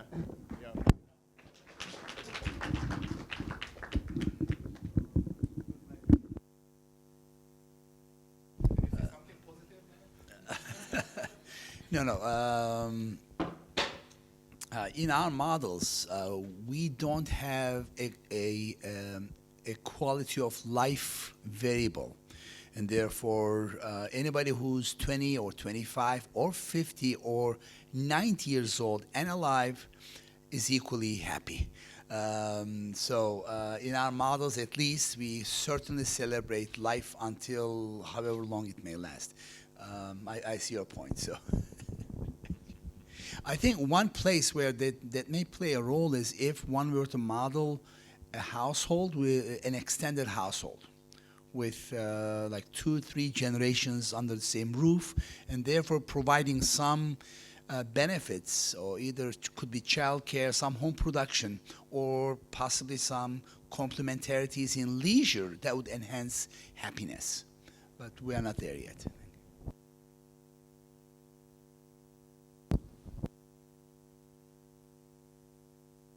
This is a question for all of you. So well, let me be honest about the model. You know, the agents in the model, actually, there's a sense in which the utility is higher if they die earlier. A long life, because if you have a certain amount of lifetime earnings and you die earlier, then you're dividing up over a shorter number of periods, and so I think you're gonna get, kind of all things considered, higher utility with a lower survival probabilities. Yeah. So you know, there might be some way to fix it, but no, you know, I think everybody recognizes that these terrific changes that Japan has undergone in a whole range of ways, and certainly the fact that there is longevity and healthy longevity is at a low cost. You know, Japan has been able to avoid this common problem that we see in other industrialized economies, where medical expenditures are growing much more rapidly than the rate of growth of the economy. And so these are remarkable accomplishments that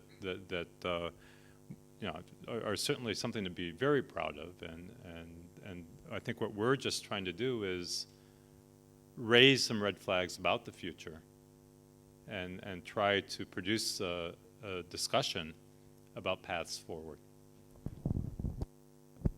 Okay. So we are not saying that the elderly should die early, but you know, what we are saying that this fiscal situation right now in Japan is represents or shows that there is the burden sharing between the elderly generation and the young generation is not fair. So we need to make, or we need to construct some kind of a little bit more fair system, fair burden sharing between generations. So that is a topic, that is an agenda what we are now facing, and the politicians cannot do very well. So it is a problem of fairness, not a problem of longevity or something like that. Okay.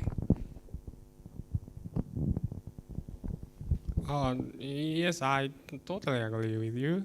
And living longer or even to infinity is a dream of mankind. So, and many kings search for a medicine, magical medicine to live longer in infinity. So it's a great thing to live such a long life in Japan. But if the situation continues, we have to live the poor old life. So we have to do something to avoid such a terrible situation. That's all. Okay, thank you very much. So Ueda-san, you're eager to ask the question. Okay, so right. I'm not eager to ask a question. I'm actually try to comment on two questions. One for Hayakawa-san. I would think even if BOJ or if we have an inflation target reach 2%, then of course we could have another target of 4% or 6%. So I don't think it will be a problem in that manner. And for the longevity issue, we have, well, Kobayashi may remember our teacher, Nobel laureate Gary Becker's one of the latest topic he worked on is a value of life. And then he has an interesting paper, 2009 American Economic Review, essentially saying, well, it's not just Gary Becker's contribution, but it's essentially we can empirically estimate how people evaluate additional 1 year of life. And those many people are actually estimating it, and then in the United States that number is actually $2 million US per year. That number is used by the military Pentagon people to compensate for the early deaths of the soldiers as well as many places.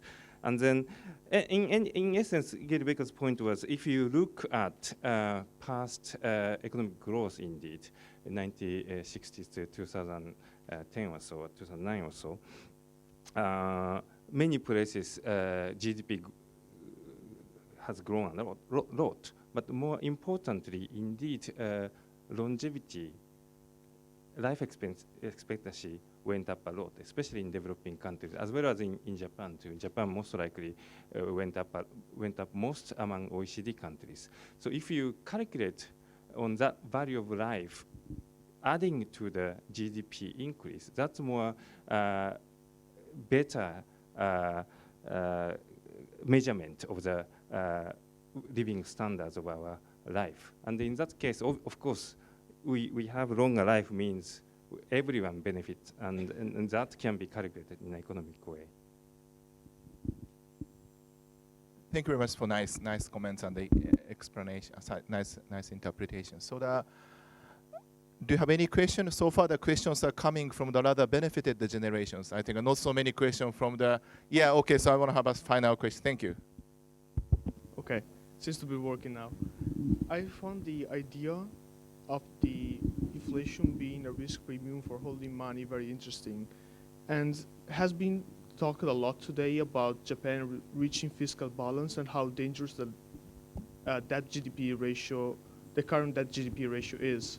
However, if we look at recent developments, we see that the year in which the fiscal balance is supposed to be reached has been delayed to 2020, and also the consumption tax increase has been delayed as well.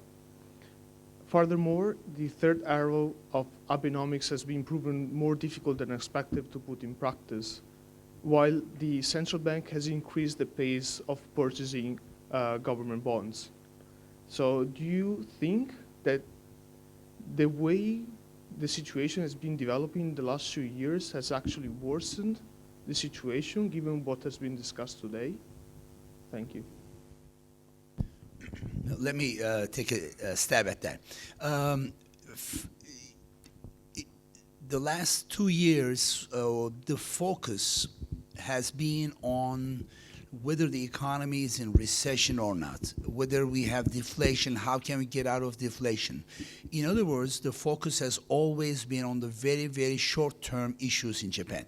And this is not just an issue in Japan. Politicians typically have a very short optimization horizon. Now they're saying, oh, we have upper house elections in 2016, so maybe we should have some relatively positive results going into the election.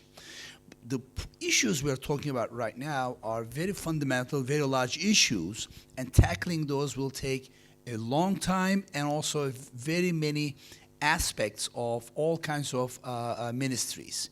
And therefore, they're very difficult politically. So I don't think anything severely damaging has been done over the last 2 years, but clearly we are not acting sufficiently in advance, given all the problems Japan has. And I just, again, this brings us back to when will there be a consensus? 4 years, 6 years from now, and say, well, there are all these aging-related issues coming up. Debt to GDP is really very high. We should maybe come up with some solution package. I don't have the answer to that. Maybe Tony has officially. I thought I'd pass and let Kobayashi-san, who is much more familiar with domestic situation and Abenomics than I am, talk. And the bestseller writer. Actually, I don't know, but the situation is getting worse. Gradually it is getting worse, and I think the probability of fiscal crisis is, I think rising. But we cannot, evaluate what is the size of the probability of crisis. But the situation is very ambiguous. But because I don't know, the fiscal, the shape of the fiscal balance sheet of the Japanese government is very bad and getting worse. So I think the situation is getting worse. Okay. No unofficial view, right? Okay, the final question, please. Thank you for the presentations. This is in addition to the previous question. Considering the current situation, and I've learned that the various policies may be implemented.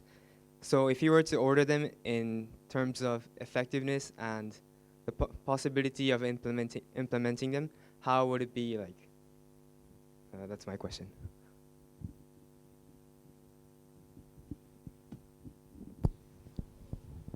I take very seriously this possibility of a gradual increase in the co-payment for retirees. That's not the only solution, but that places, based on a whole range of simulations, you can see, among other things, it avoids the urgency. It gets around this urgency of having to increase the consumption tax now. You can leave it at 8% for, I think, about another 20 years before you have to do anything.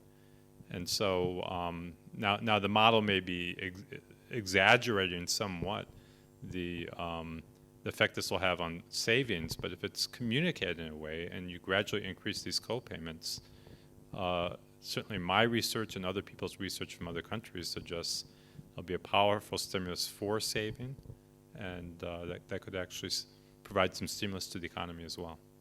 So again, let me add to what Tony has mentioned. The normal retirement age in the United States is 67, and longevity is much smaller than Japan. So another way of reforming pensions would be extending the normal retirement age from 65 to 67 or 68 gradually. Give people the time to accumulate their private saving. In addition, I think there's a lot of room in Japan for foreign workers, guest workers, both at the high-skilled side and also on the low-skilled side, because when you are 89 years old, you want someone to operate the subway train. You want someone to be in the factory producing goods and services. So there's some room for guest worker program in Japan. And at the same time, there's a very large amount of educated, high-skilled potential labor force participants that are staying at home, females.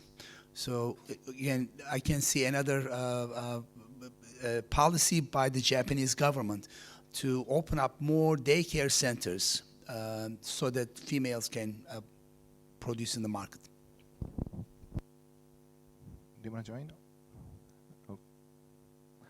Okay, so thank you very much. So it's been a very good discussion, but we are running out of time. So we should now stop here. So again, please join me thanking the four distinguished presenters for this discussion. Thank you very much. Now we would like to have concluding remarks by Professor Shinsuke Nakamura, Dean of the Faculty of Economics at Keio University. So.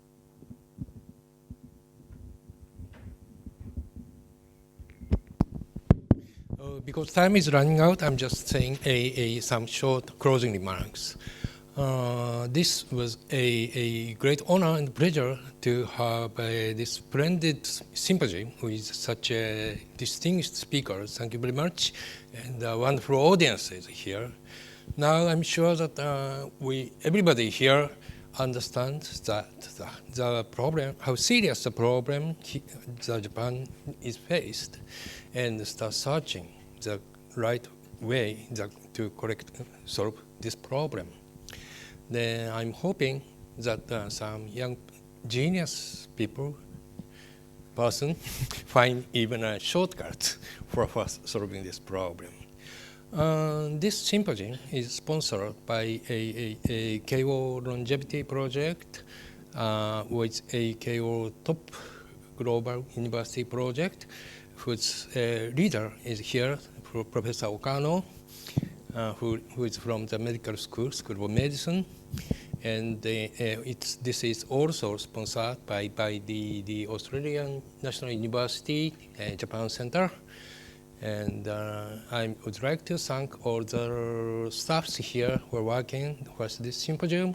And especially I would like to express my thanks deep thanks to Professor Ippei Fujiwara, who is the coordinator of all this symposium. So thank you very much for everybody, this participants. Thank you very much.